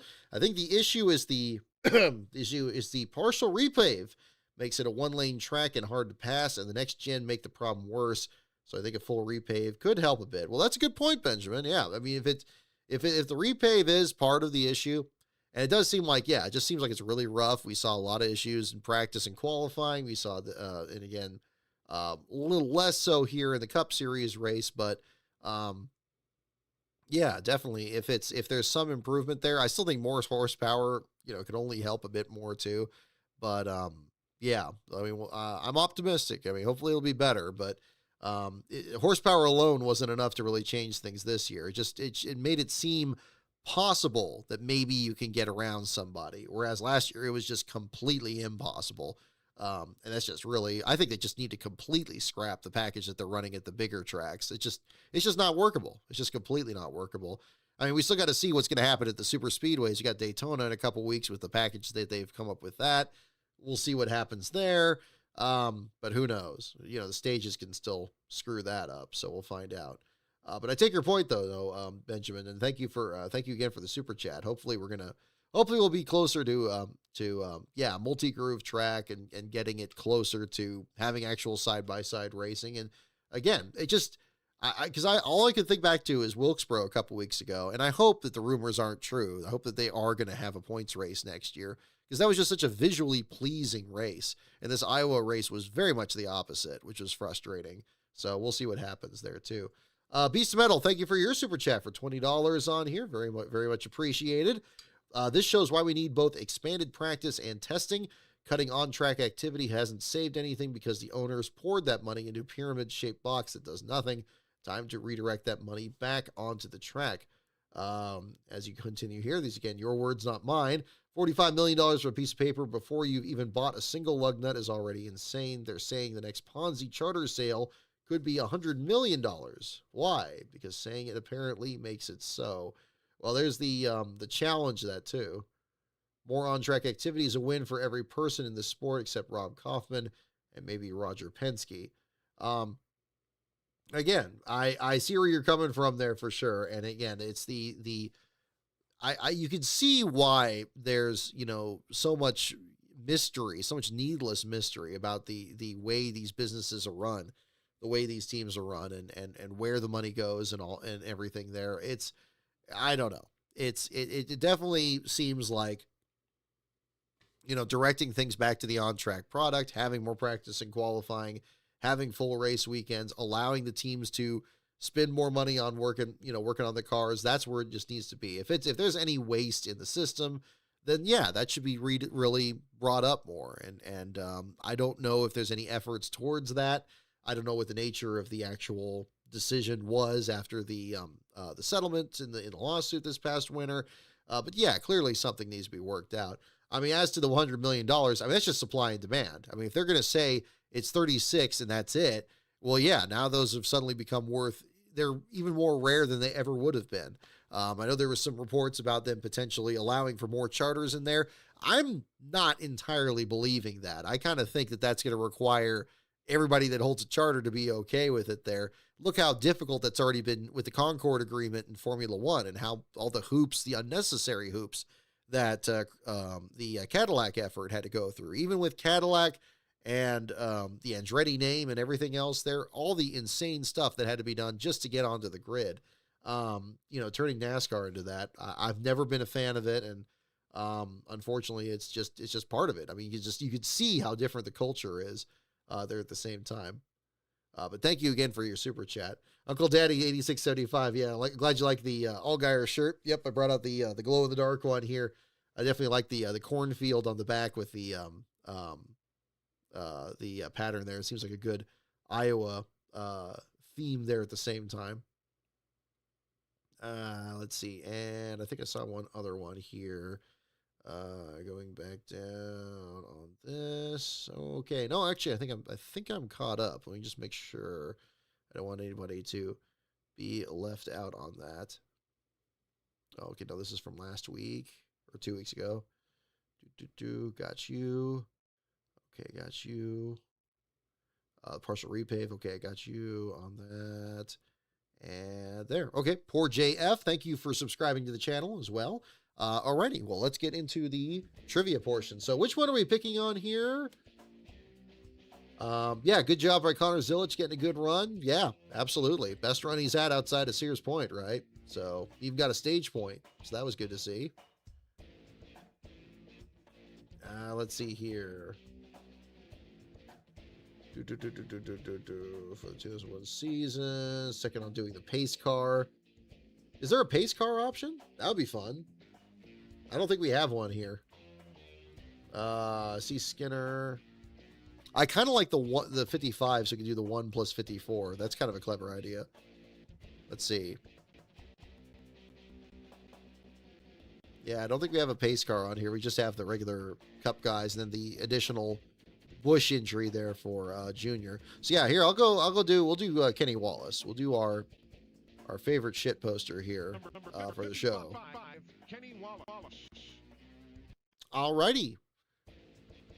No call on inspection. Yeah, I don't see anything on my end here, too. Today's game is played just like the board game. You'll move around the board answering questions. You're heading for the wedge tiles. A right answer there will put you one lap closer to the finish line.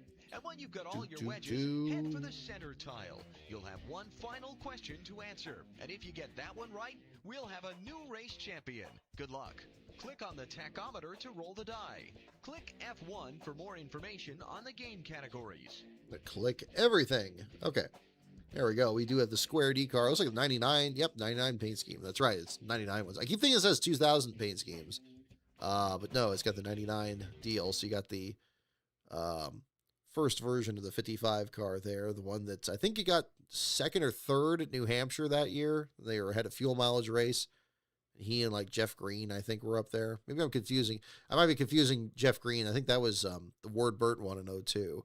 But I think in 99, like Kenny Wallace was really close to getting up to Jeff Burton. And everybody was running out of fuel. That sounds familiar. I know he had a top 5. And that was up there. Let's see. Center length. There we go. All right. Oh, nope, we don't want to quit. Hang on. Return to game. There we go. All righty, let's get going here. Select a category by moving to one of the highlighted tiles. Let's start with teams. I like teams.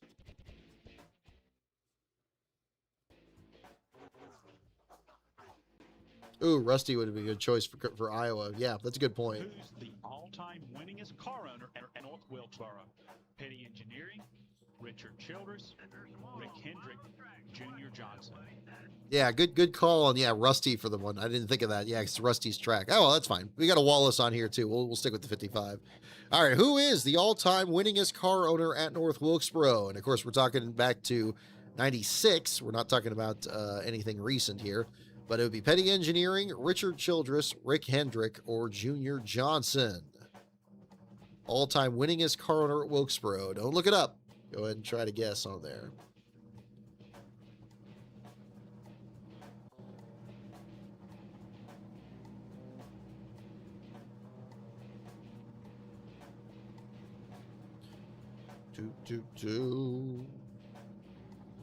Yeah. I know I mentioned on social media the other day, I did an interview for another video here. I'm not quite ready to reveal the more details on that, but if you're in the Patreon, I did mention it in there. So again, patreon.com/lastcaronbrock. You can see the post there for that. But yes, got a couple videos that are on their way there. Got the field fillers videos are a bit shorter than the other one I'm working on, and so that's going to be kind of the focus here next, but we're going to get there too. All right, I see a lot for Petty Engineering. I see a lot for Junior Johnson. Where to go? I'm kind of leaning towards Junior. It sounds like that would be kind of his thing. It did seem, I mean, certainly a home track. There we go.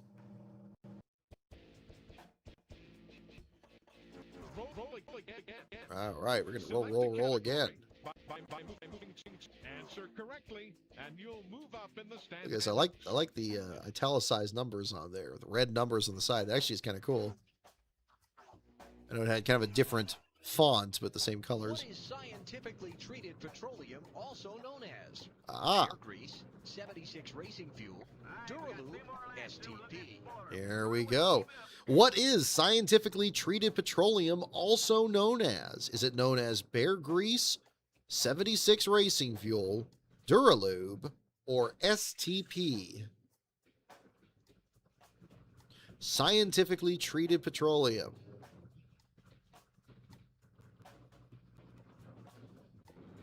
Alrighty.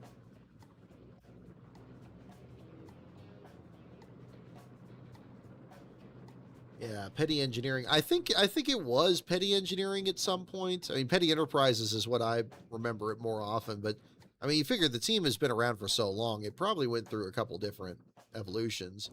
And of course, many more since then there with the, you know, the team itself closing in 08. Yeah. The ancestors of it here with Legacy Motor Club and Richard Petty Motorsports. All right, see Stone Temple Pilots. Yep. Ladia getting it, and indeed, STP, the Racer's Edge. Correct. Good job. Got a great shot of John Andretti's car for 99 there. You can move to any highlighted tile. All right. Here we go in the drivers category. How many NASCAR Winston Cup races had Bill Elliott won through 1997? Ooh. 25, 40, 35, 30. There we go. Okay, for you awesome Bill fans out there, how many NASCAR Winston Cup races had Bill Elliott won through 1997? Was it 25, 40, 35, or 30? So how many through 97? Okay, very, very important detail there. Through 97. So we're not talking through career here. Obviously, we know what happened when he went over to Evernham Motorsports, but we're going to cut off before then. So we got to get the right number there. Is it 25, 40, 35, or 30? 30. I just feel like saying this one very theatrically. It lends itself to it. I sensed Eli was doing the same thing in the clip.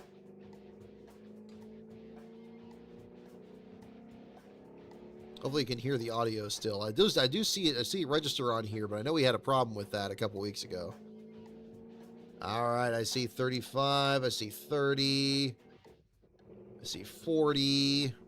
It's all over there. Okay, let's do 35. 40. Oh, it was 40. A couple of you got Jude Fernandez, Blue Moon 95, Glenn 7000, Beast of Metal. You all got it. 40 is the correct answer. Select a category by moving to one of the highlight tiles. Select a category by moving to one of the We're inching along here in the Square D Chevrolet, working our way to a tracks question. Where did Darrell Waltrip win his first super speedway race? Darlington, Daytona, Talladega, Atlanta. Alrighty, next question here. Where did Darrell Waltrip win his first super speedway race? Was it Darlington, Daytona, Talladega, or Atlanta? Which one? Which one? Which one? Where did Darrell Waltrip win his first super speedway race? Darlington, Daytona, Talladega, and Atlanta.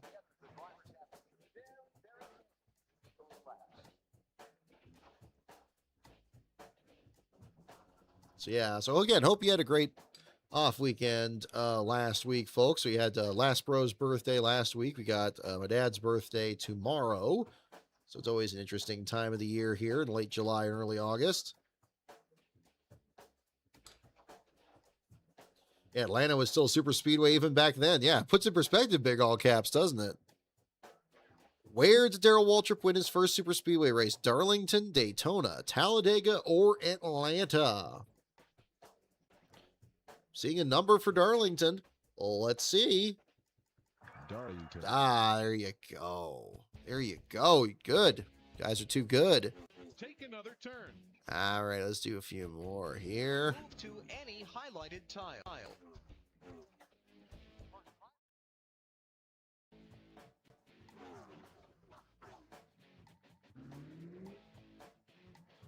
How many sets of siblings have driven in NASCAR's Winston Cup Series through 1997? 17, 13, Ooh. 15, 11. Oh, now this is a challenging one. All righty. Now, don't look this one up. Try to guess it here. How many sets of siblings have driven in NASCAR's Winston Cup through 1997? Is it 17, 13, 15, or 11?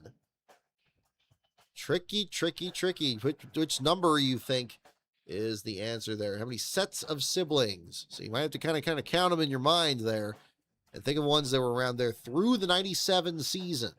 Through the 97. I'm seeing a few for 15. 15 seems to be the leader, but I'm seeing others for 11 and 13. I don't see anybody for 17 yet. It's like it's maybe not that high, but we will see.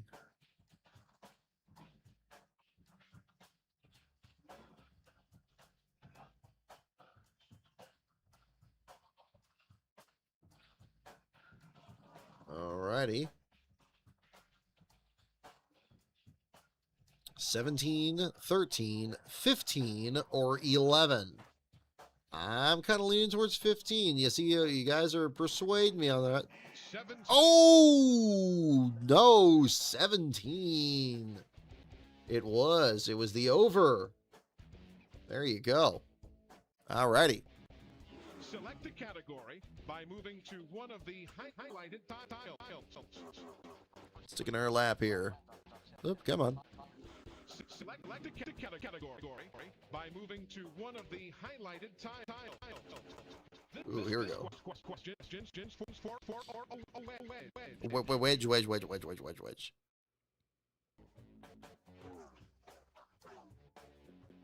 Yeah, 17. You believe it? All right, wild card question time. First NASCAR Winston Cup driver to fly in an F-16 fighter plane.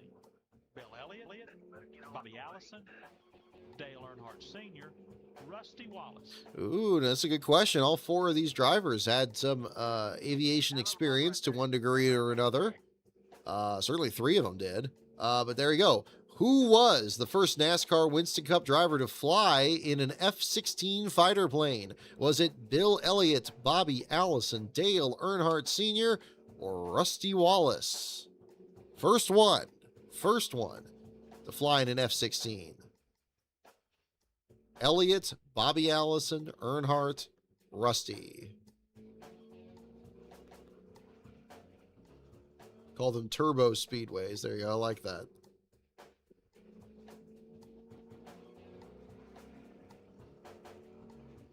Yeah, big all caps was tricky. Yeah, you probably got some other ones with other pairs that maybe don't get as much attention. I was thinking, is Ron and Ken Bouchard brothers? I think they were, because they raced about the same decade. Like the early 80s versus the late 80s. You know, you just had a big age gap. I mean, obviously, you think about the Wall Trips, you got the Labanis, you got Bobby and Donnie Allison. You know, yeah. I think this was Bill Elliott. We had this question a few months ago. We probably did. We might have. I'm sure we probably reached the end of the loop here at some point. All right, I'm seeing a lot for Elliott. Rusty Wallace. Ooh, it was Rusty. We got some hard questions today. It's a good thing we're not on a game show here, folks. We would be digging out of a hole here. I don't know if anybody's got all the questions here today. Did anybody guess Rusty Wallace? It seemed like it was the Elliott question, didn't it? But maybe it was Rusty before. I mean, I could see Rusty volunteering to do that, but I don't know.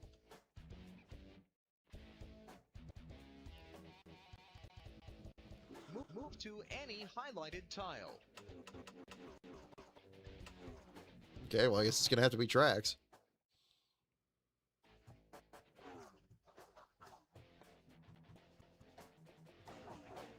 Whoop, all right, graphic had to reload again. Only super speedway where Richard Petty won in a Ford. Ooh, Darlington, I like this question.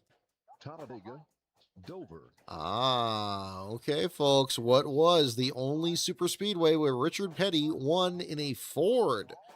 Was it Darlington, Daytona, Talladega, or Dover?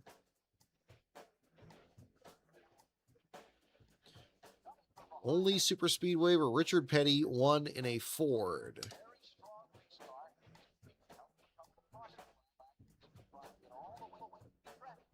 Do.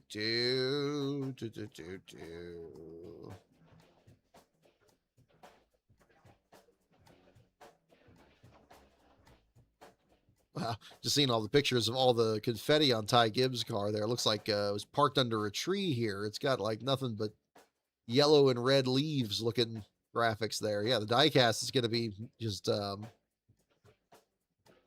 to be nothing but confetti. Confetti's going to be holding it together.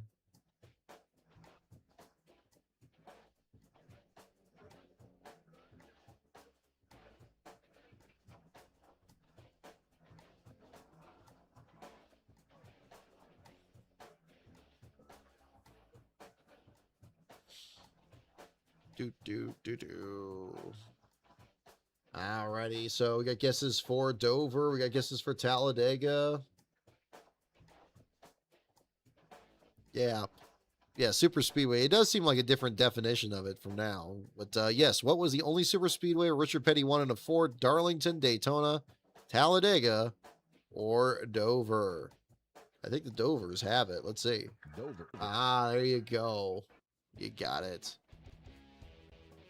Roll again. You're Select right. a category by moving to one of the highlight.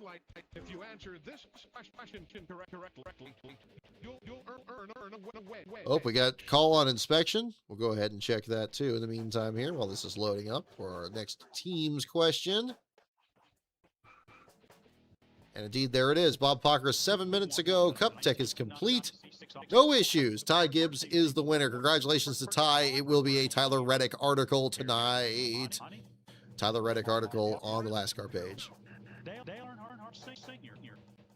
Jeff Gordon. I think we've had this one before too. Who won the 1996 All-Pro First Team Award for Driver of the Year? Is it Terry Labonte, Mark Martin, Dale Earnhardt, Jeff Gordon? Who won the 1996 All-Pro First Team Award for Driver of the Year? 96. The All-Pro First Team Award. Any cars sent back to NASCAR, do not see it, at least not in Pockrass's mention. It just says Cup Tech is complete. No issues. Ty Gibbs is the winner. So, yeah, no cars to R&D, at least as far as we're seeing here.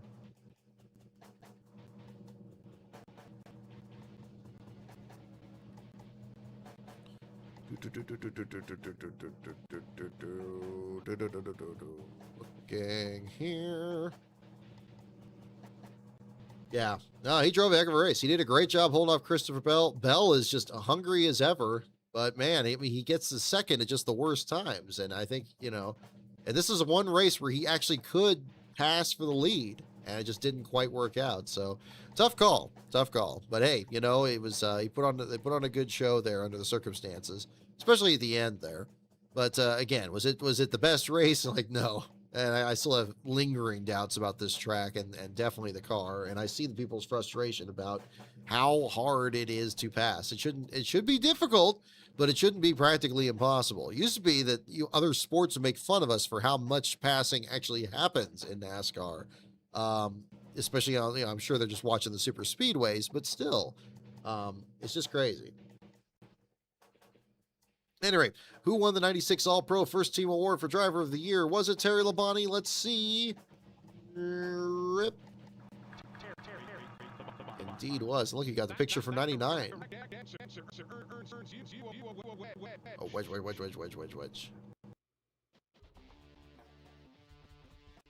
Take another turn. All right. Okay, You here we can go. move to any highlighted tile. Let's see. You can keep going. Move to any highlighted tile.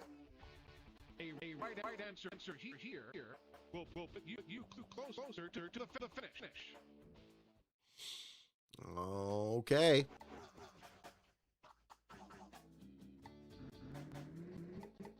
Easy mustache list in that photo. Yeah, I guess so. In 99, 2000, he kind of changed his look. The Winston Million Award first offered. 1983. Terrence LeBarons and his brother Robert Robert. There you go. Alrighty, what year in the 80s was the Winston Million Award first offered? Was it 1983, 85, 87, or 81? What year was the Winston Million Award first offered? A lot of you guessing 85. Seems like we're going to have to go with it. Boom, you guys too good. You've earned a wedge. Earned a wedge. Pull again. Move to any highlighted tile. Let's see.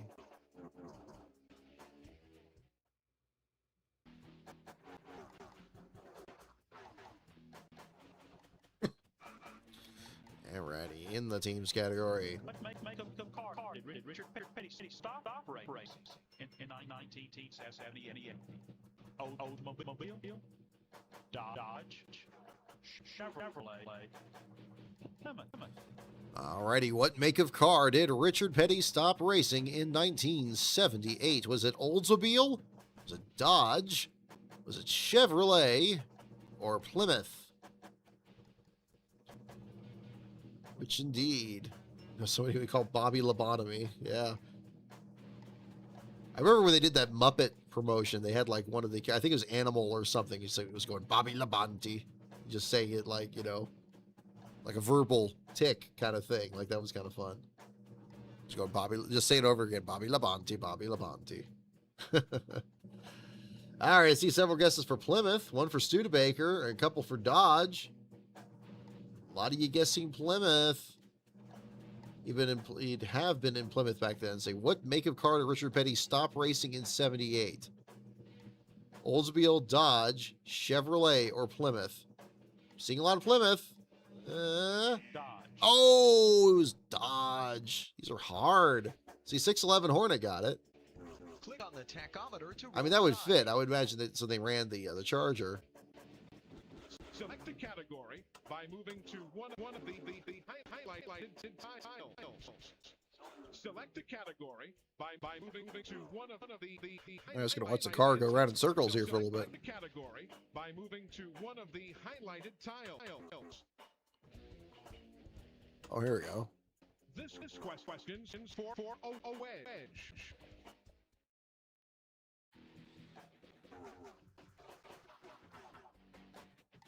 I think we got 3 wedges to go here. I don't know how long I can stick around here, but we'll see. Driver was first to win more than one race in his rookie season. Rusty Wallace, Morgan Shepherd, Davey Allison, Dale Earnhardt. Alrighty. What modern era driver was first to win more than one race in his rookie season? Was it Rusty Wallace, Morgan Shepherd, Davey Allison, or Dale Earnhardt? Yeah, it's not a bad Square D car, Austin. Right on. It definitely stands out. What modern era driver, the first to win more than one race in his rookie season? Got a couple for Davey, got a couple for Earnhardt. Which do you think?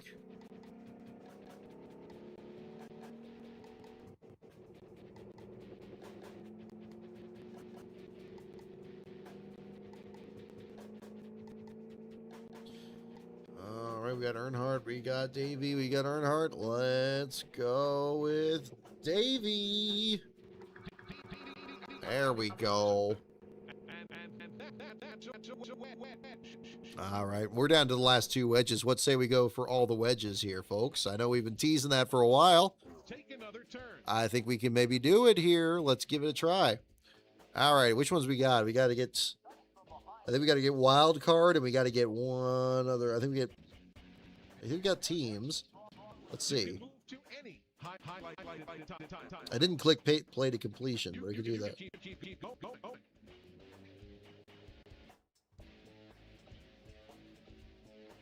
Music is picked up. I don't remember playing this track before.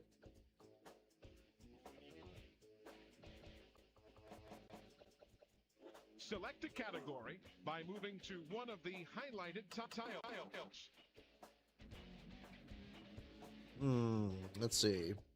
I guess we could go this way to kind of get whichever one we need, maybe. Let's try that. Alrighty, in the tracks category. What Tennessee city stopped hosting NASCAR Winston Cup events in 1984? Oh, here we go. Chattanooga, Kingsport, Maryville. Alrighty, what Tennessee city stopped hosting NASCAR Winston Cup events in 1984? Was it Nashville, Chattanooga, Kingsport, or Maryville? Which one indeed? What Tennessee city? It stopped hosting NASCAR Winston Cup events in 1984. Nashville, Chattanooga, Kingsport, Maryville.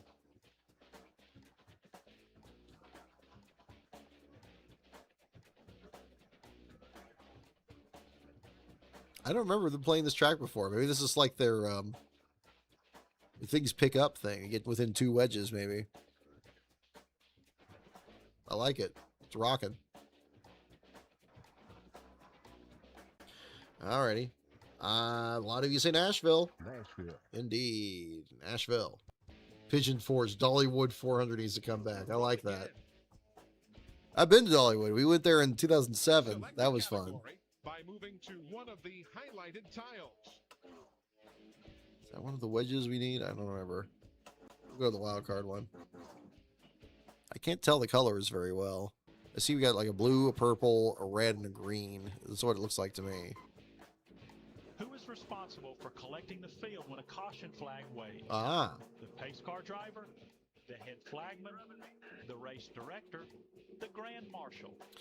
Alrighty, who is responsible for collecting the field when a caution flag waves? I don't see Trevor Bayne on this list, although we did have that today. That was kind of a clever thing. I don't know if it's a sustainable section, but you know, who knows? But who is responsible for collecting the field when a caution flag waves? This is the pace car driver, the head flag man, the race director, or the grand marshal?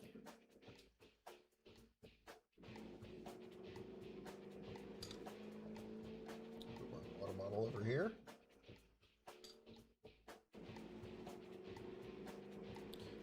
All right, seeing one for the pace car, it looks like. Yes, indeed.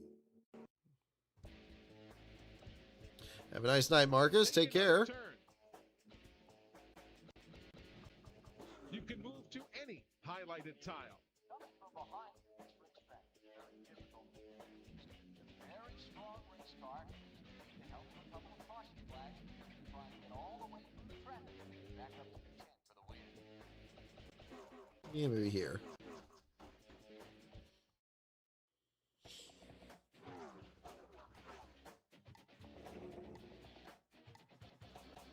Who began 1998 with more career laps completed than any other active driver.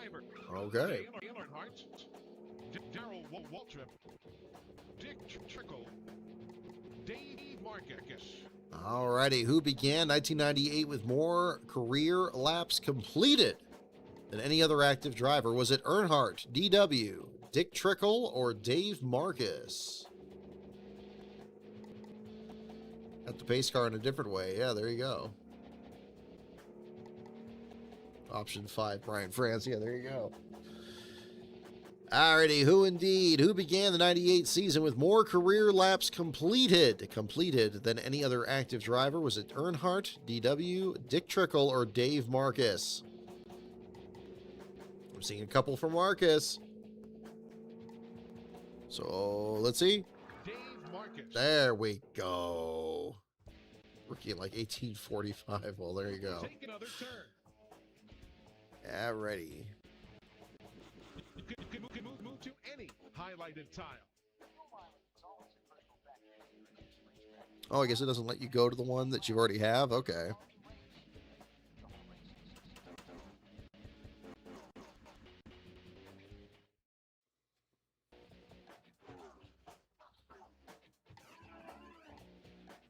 What's a typical right rear tire pressure for a Winston Cup car on a super speedway? Alrighty. 60 pounds, 45 pounds, 50 pounds, 55 pounds. Alrighty, there it is. What is the typical right rear tire pressure for a Winston Cup car on a super speedway? Is it 60 pounds, 45 pounds, 50 pounds, 55 pounds? How many pounds? 30 pounds. How many is it? Is it 60, 45, 50, or 55? Is it a lot of pounds? Is it less pounds? How much air in the tires? 60, 45, 50, or 55? I'm seeing a couple for 55. I see a couple for 50. Define super speedway. The game seems to have a very flexible and generous definition of super speedway. So, yeah. See a couple for 60 now. Let's see, 55. 50 pounds. Oh, it's 50. We've had a lot of hard ones here. Ones that have been very close. Move to any highlighted tile. Let's do. You can move to any highlighted tile. Roll again. Select the category.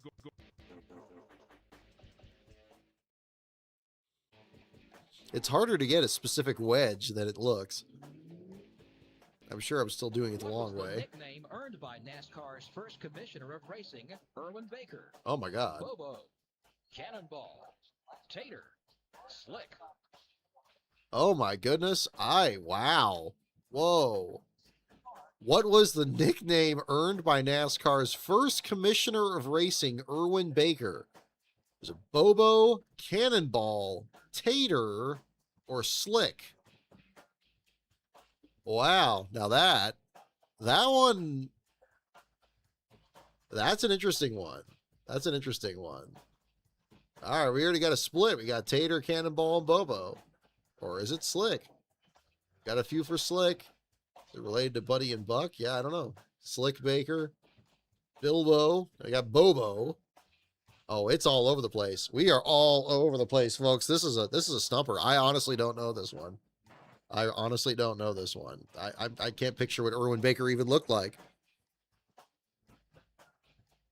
Tater sounds good. I like Tater.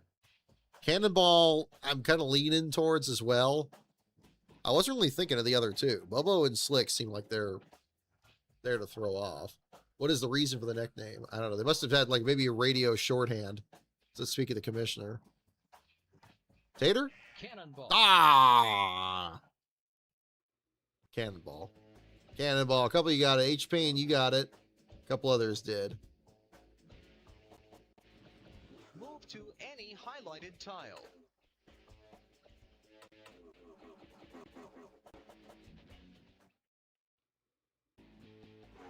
Cannonball. Cannonball Baker, I guess. That makes sense. Like it sounds good, I guess. Who drove Junie Donlevy's number 94 in the 1990 Goodwrench 500? Ooh, I think I know this one. Rusty Wallace, Dale Jarrett, Mike Wallace. Ooh, here we go. Who drove Junie Donlevy's number 94 in the 1990 Goodwrench 500? Was it Ernie Irvan, Rusty Wallace, Dale Jarrett, or Mike Wallace? Cannonball Baker Award. Oh, yeah. See, there you go. There we go. So, see, somebody did have the answer.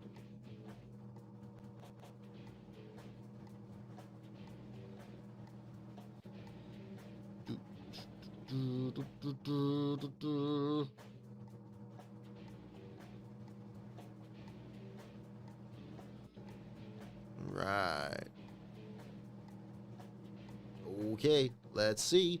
Let's see. I think it might be Ernie. I think it is. I think a couple of you got that.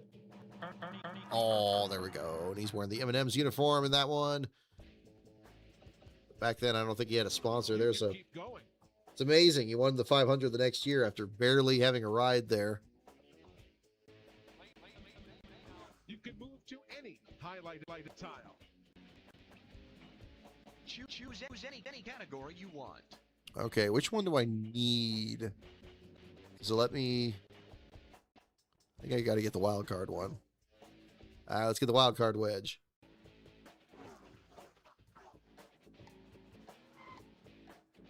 What stormy nickname described teammates Darrell Waltrip and Neil Bonnet? Oh, Hail and Rain, Double Thunder, Twin Tornadoes, Dust Devils. ooh, I think I know this one. I think we had this one before.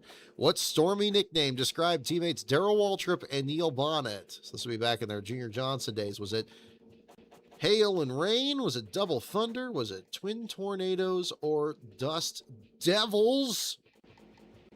Which one? Which one? I think the career went back that far. Yeah, see, there you go. This is, you never know. Maybe a video inspiration could come from this game. You never know. It's certainly possible. It's certainly possible.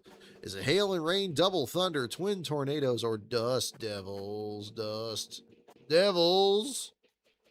think it's Double Thunder. I think that's what it is. Whoop. See if it lets me click it. Gotta get the cursor back. There we go. Double Thunder. That should be a wedge, right? That wasn't a wedge? It let me pick a category I already had. I didn't know I had the yellow one already. Oh, come on. Ah, poop. You can move to any highlighted tile. It's gonna be a bit more time consuming than I thought it would be. Watch the maximum displacement in a NASCAR Winston Cup engine. 368 cubic inches. 358 cubic inches. 400 cubic inches. 427 cubic inches. All right, what is the maximum displacement in a NASCAR Winston Cup engine? Is it 368 cubic inches, 358, 400, or 427? 368, 358, 400, or 427? All right, I'm seeing 3 for 358. I see 1 for 368. I see a couple for 427. The maximum. I think we did have this last week, Rooney. I think we did. Back in Indy 2 weeks ago. 1 cubic inch. Better make it count. There you go.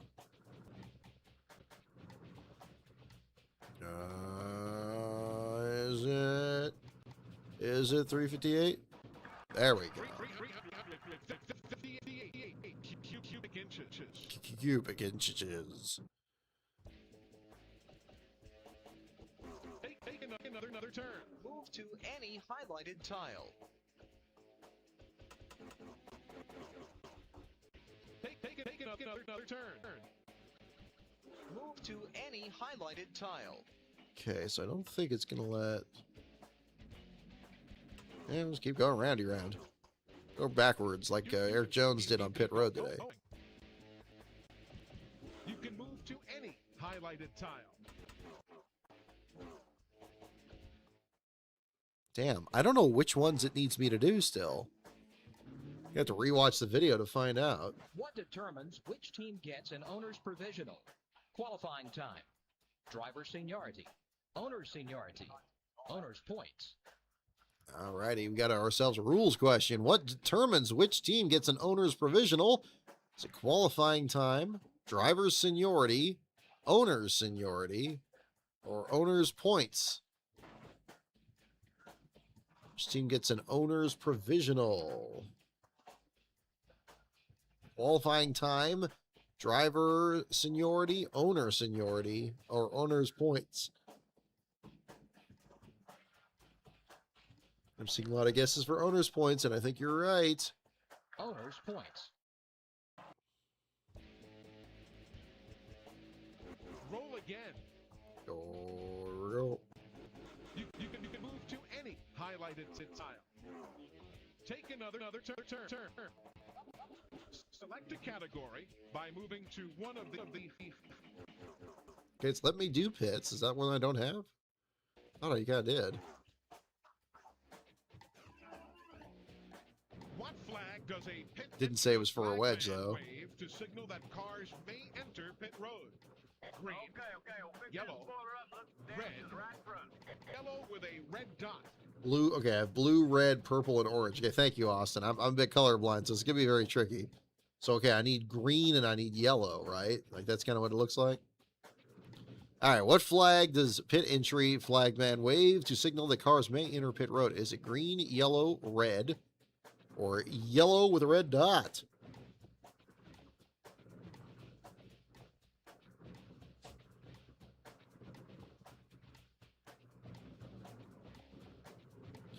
All right, guess it's for green.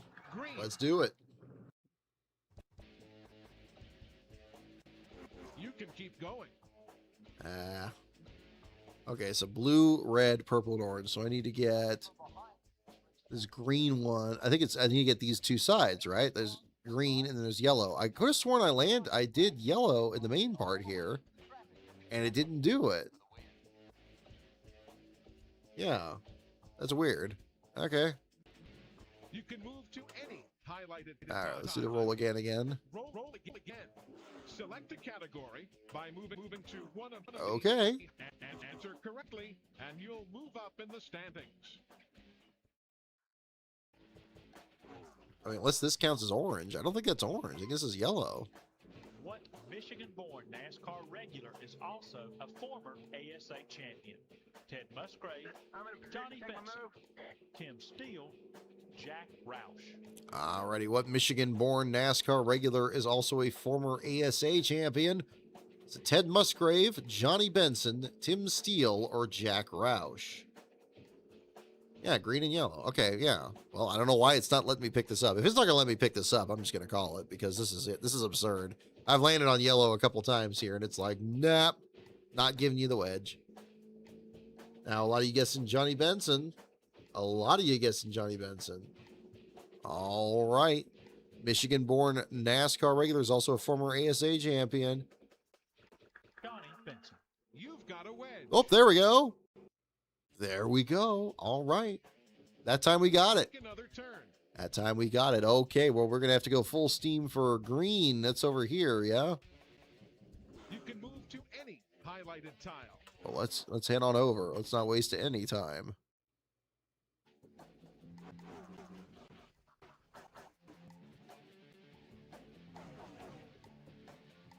Where did Bobby Myers drive his last race? Ooh, good question. Darlington, Daytona, Bristol, Richmond.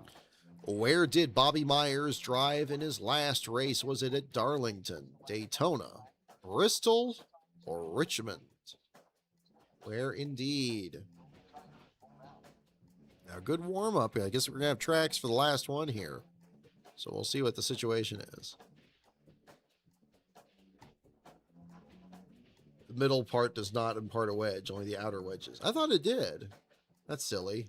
I would think that would be the place where everybody would have to run to go to the middle in the contest, but I don't know. Okay. That would be the difference. All right, I see a couple for Darlington. I see one for a couple for Bristol. I see a couple for Richmond. It's kind of all over the place.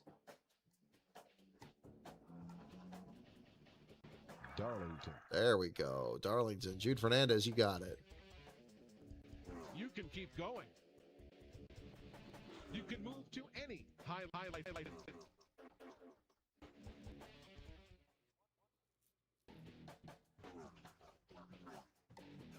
That's right, Chocolate Myers' father. What color must the drive shaft be painted on a NASCAR? Ooh, I think I know this one. Green, white, black, red. What color must the drive shaft be painted on a NASCAR Winston Cup car? Is it green, white, black, or red? It's a game. Need to make a pit stop to make a wedge adjustment. I like it, B-Boy. Bada boom, boom, boom, boom, boom, boom.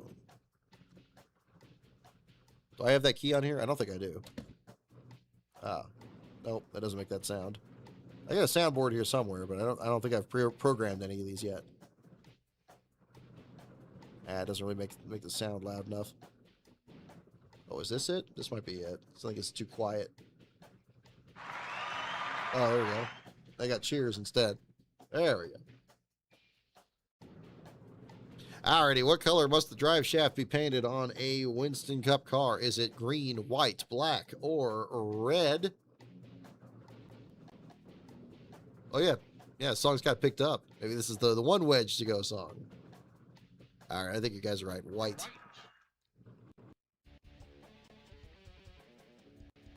Roll again. You can move to any highlighted tile. Oh, we're getting there.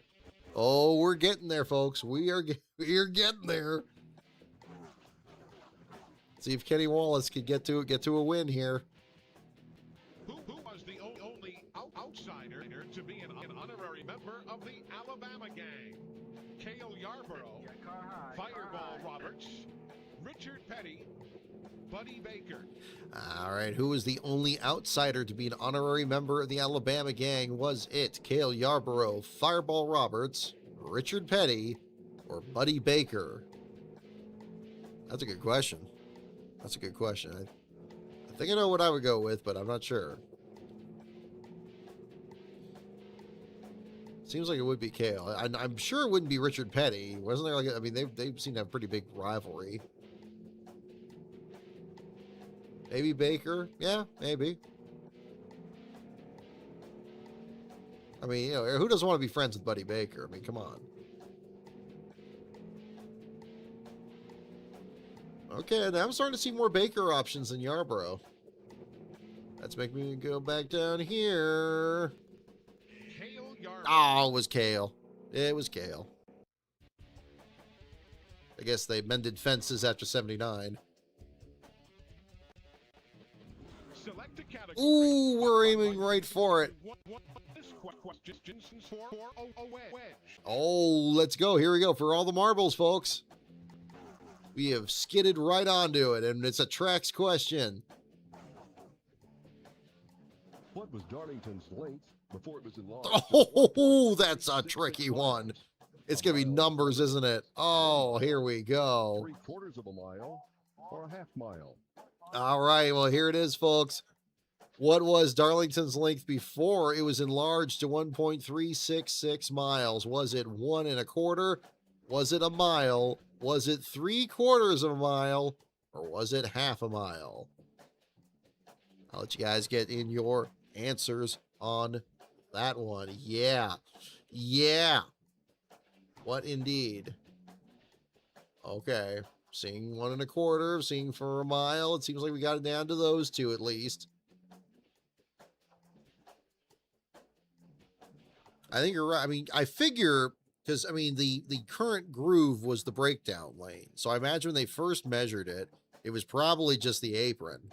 And maybe that apron is 1 1/4 miles. It is amazing how wide that apron is. We went on the ride with Mark Martin around there years ago. Congratulations on the release of his book, by the way. I have not got my copy yet, but I'm excited to crack that open. I got a very heavy nightstand of books to catch up on. I'm still working my way through Kyle Petty's book, actually. But yeah, it's such a wide apron. That's why it makes it so tricky to get to pit road, because now you run in a groove that's way far away from the track surface. So yeah, a lot of you guess 1 1/4, excuse me. Let's see. Let's see. Let's see. 1 1/4. Oh, we got You've earned a wedge. the wedges. We got more wedges than KFC. Take another turn. Taking our turn. Should be over. Oh, I didn't do the play to completion thing. I saw that earlier. Well, hey. Well, look at that, folks. We got all the wedges. We got all the wedges, folks. Remember where you were when we got all the wedges. Oh, I wonder if let's see. If I click play to completion, does this automatically, like, make it just say you win? Like, that'd be funny.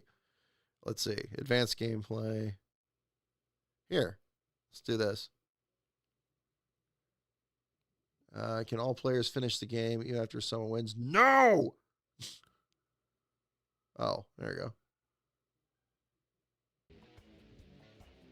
Oh, no, it doesn't. I don't think it lets me. Move to any It's not going to let me out. tile. It's not letting me out. Well, there you go. Well, folks, we're going to call that good. That'll do. All righty. Well, let me switch back to my thing there.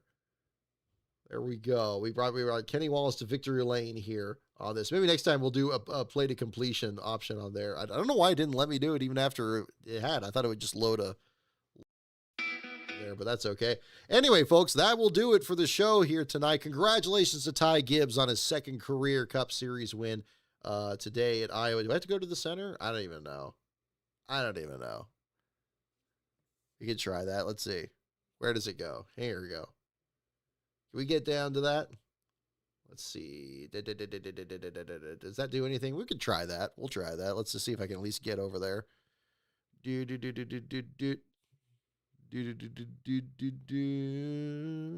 we got 3. Okay, we can do that. Hang on. Bonus. That was fun. Glad you enjoyed it, for sure. Trapped in the trivia back rooms. Yeah, no kidding. Petty Drive in his No, it's not over. NASCAR Winston Cup season. Plymouth, Dodge, Oldsmobile, Hudson. What make of car did Petty drive in his first Winston Cup season? Was it Plymouth, Dodge, Oldsmobile, or Hudson? Pretty sure it was Oldsmobile. Let's see. I'll just see if I get to the center right quick here. I that is going to intrigue me if I Keep going. can't figure that out. Okay, so let's see. 1, 2, gotta go to 3. Oh, of course it's 6. Come on. Moving to one of the highlighted tiles. Okay. Just gonna have to keep going back and forth, and then we're gonna just eventually just end up back there. We're gonna do this is lightning round now. Drivers. Who won the Goodies 300 at Daytona? Earnhardt. A record 7 times. Dale Jarrett. Dale Earnhardt. There we go. All right, come on. Plug me in the ozone, baby. Come on, let's go. Roll again. All right. Select the 5. category by moving to one of the high. All right. Yeah, you know, just bust right through here. Here we go.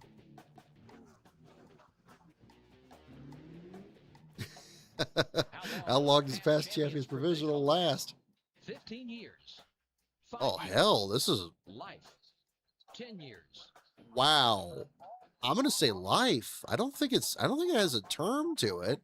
I mean, Darrell Waltrip had, 10 years is like the Winston. You have a past Winston win and you're still eligible for it. I remember Jeff Bodine came up against that. I'm going to say life. Yeah. There we go. That was a good question. Take another turn. All right, come on. Move to any highlighted tile.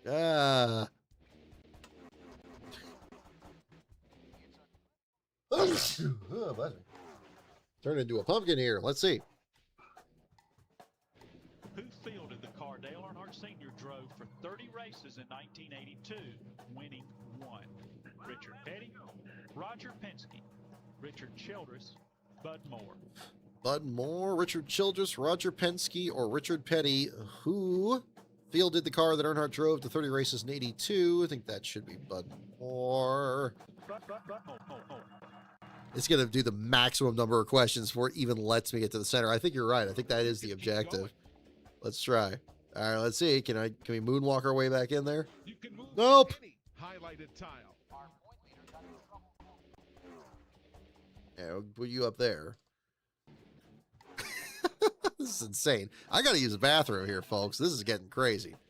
Win in the 1970s to NASCAR limit engine size at 358 cubic inches. Now we got to follow up to the earlier question. 1976, 1970, 1974, 1972, 74. 1974. There we go.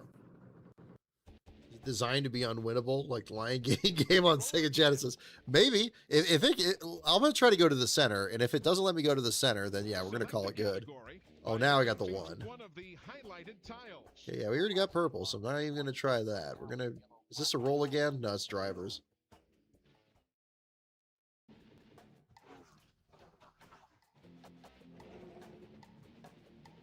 Watch Southern 500 winner, where was the first driver to average over 100 miles per hour. Fireball Roberts, Joe Weatherly, Curtis Turner. We need the points, man. We need the points. I feel like Curtis Turner or maybe Speedy Thompson. Speedy Thompson. Ah, poop.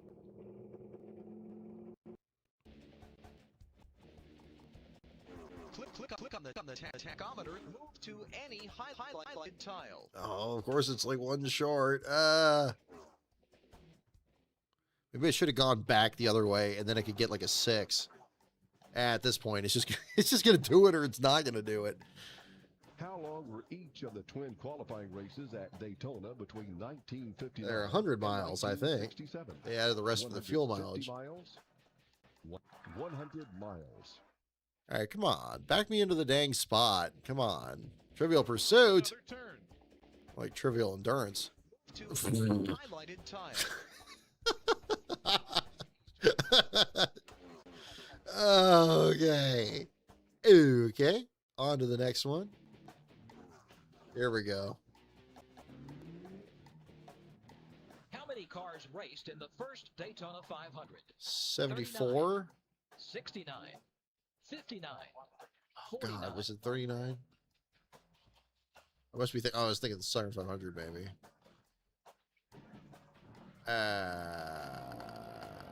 59, 49.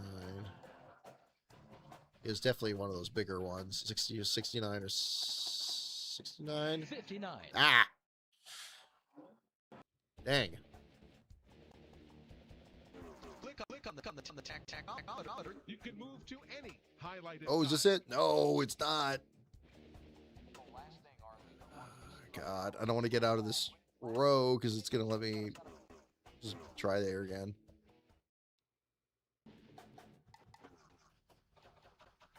This is intense, folks. This is intense. Watch the first thing.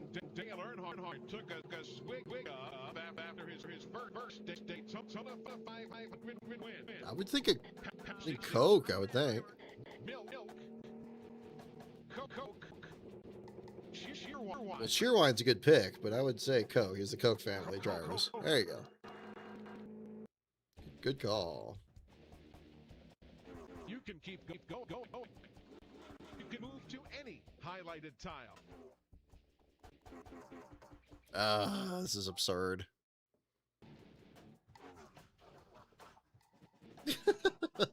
Winston Cup water. Yeah, that'd be a good one. Saw Chrysler introduce the Hemi engine to NASCAR races. 64, I think. 1964. Damage the right front. Nope. Gotta bring it in. Roll again. Come on, 2. Select Of a course. category by moving to one of the Boy, I don't. I mean, if it's to get to the center, that is deceptively hard.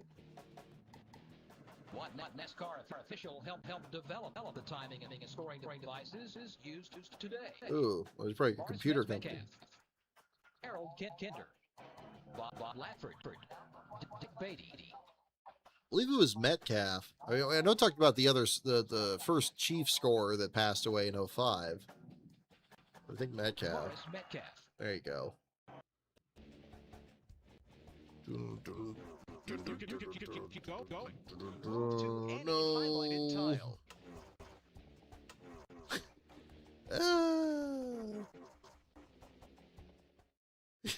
I just imagine just moving the piece back and forth doing this. And it's like, nope, it's not gonna go there. What future NASCAR Winston Cup Earnhardt. champion was the 1979 Rookie of the Year? Ronnie Thomas, Joe Ridley, Dale Earnhardt. Lightning round. Come on. Roll again. Come on, 3. Select a category by moving to one of the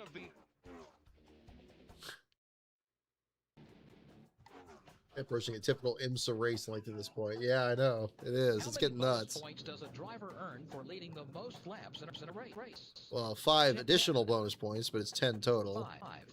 Oh, great. So, of course, both those are options. Well, technically it's 5, but it's a total of 10.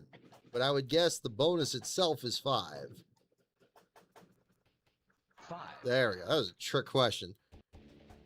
Did not appreciate that game. take another turn. You can move to any highlighted Oh, it's just not going to do it, folks. It's just not going to do it. It will not release me.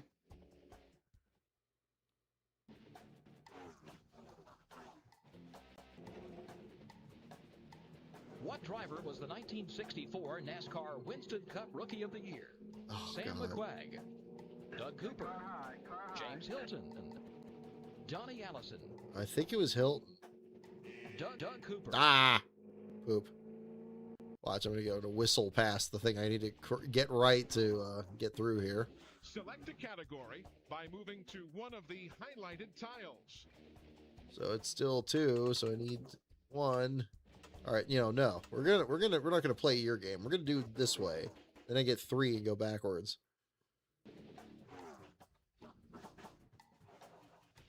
Try to get one wrong, then maybe it'll let you have the dice roll you need. Driver for Andy Petrie Racing. Maybe. Robert Maybe. Preston, We'll try that. Ken Schrader, Todd Bodine, Dale Earnhardt Sr. Okay, well this one it was Presley still because it was towards the end of 96 actually. It was after we saw the Wilkesboro race. So they had Presley in the car the next week and then Schrader took over. So I'm going to get it wrong and put Top 09. Robert Presley. There you go. All right, let's see. We have to complete a lap. I don't know. I'm going to try that, Austin. To roll the die. I'm about to. If it's not going to do it pretty soon, I'm pulling the plug on this. Move to any highlighted tile. This is getting really stupid. This is getting. Yeah. It's not going to let me go to the center. What modern era driver finished second in his first NASCAR Winston Cup race? Rusty Wallace Dale Earnhardt, Mark or Josh Berry. Rusty Wallace, Jeff Gordon, Rusty Wallace. Or I guess that wasn't Berry's first start, was he? He drove the 77 in his first start. Turn. 2. To any highlighted tile.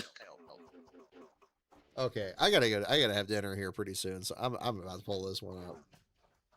We're gonna give it one more shot after this, and then that's it. What term means taking advantage of reduced air pressure created Drafting. by a lead car? Downforce. Draft. Drafting at Martinsville.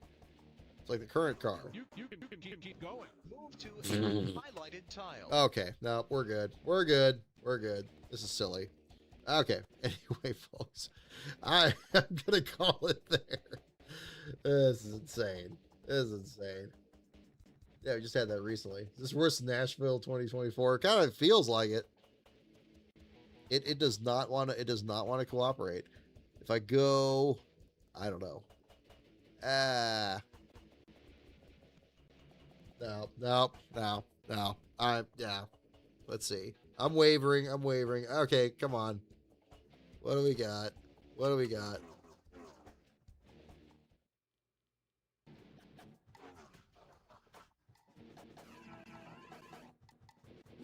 What's the pit road penalty when a car is short one lug nut? 15 seconds. One lap. Stop and go. Must come in. 15 seconds. Maybe it is. Maybe it is one lap. It must come in.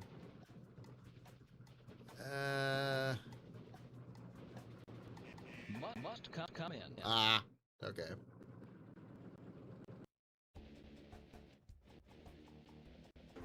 Click on the tachometer to Select a category by moving to. Gosh, one it of the always does it just highlighted one tiles. past it. And well, we're gonna see if we can just get a 1. It's like just back and forth. This is like parking in like a really tight parking spot, so you got to move forward and backward. Of the 45 events in Kiekhofer. 1955 with his fleet of Chryslers. Smokey Unit. Get on out of here! Yeah, no kidding. Caper. There you go. Roll again. Select a category by moving Of to course one it's of the 2. highlighted tile. I mean, if it wants to, it's probably not. It's probably not moving to the center. It probably isn't. What's the name on Bobby Allison's birth certificate? Robert Adams Allison? Bobby Abraham Allison? I think it's Arthur, Robert isn't it? Arthur Allison?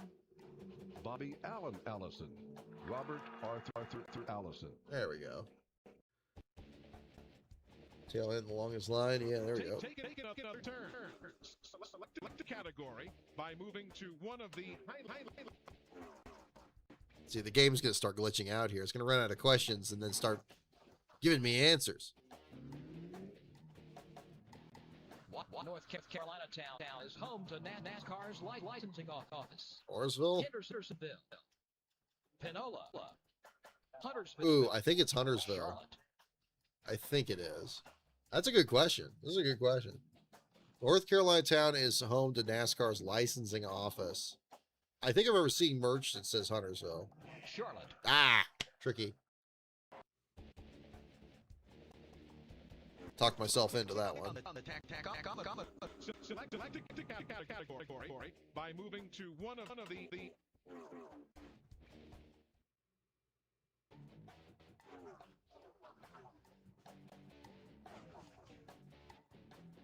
How many degrees of banking are in the turns at Michigan Speedway? 28, 23, 15, 18. It's 18, isn't it? 18. There we go. you can keep going. I could keep going. You can move 6? to Are you any serious? highlighted tile. Just right past it. Just whistle right past it. Just trying to get in the pit, park in the pit box here. What year of the 1950s began the springtime tradition at Darlington? 1959, 1953, 1957. Of course. That was just a guess on that one.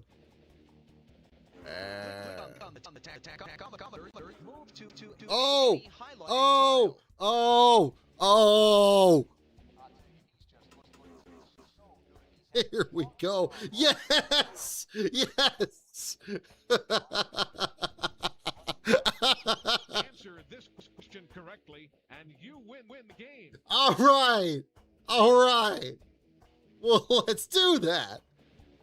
Oh, I got to pick one. Oh, crap. All right. Well, we haven't had this before. So which one, folks? You got to pick one. You got to pick one. I feel really good with teams. Like those, I think I can really do.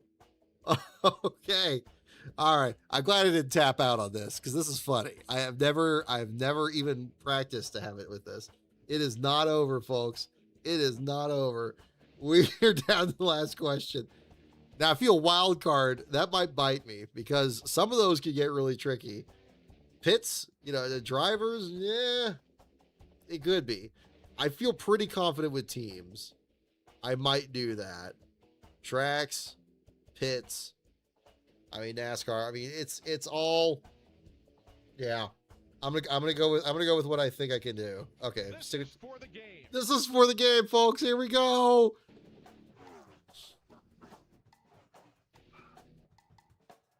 The driver's father and grandfather built race cars for singer Marty Robbins. Oh, I know this one. This is Rusty Wallace's Bobby Hamilton. Marlin. This came in the video. Trips. This was in the video. I better get this one right. Yeah, I think this was in the Country Time Limited one because they had the pink and yellow cars. I think it's Bobby Hamilton is the right answer. Yeah, let's go. Bobby Yeah, yeah, yeah. And the checkered flag is out. The race is over. Yes. Race it was. The fans got The fans got their money's worth. Yes, they did. Well, hey.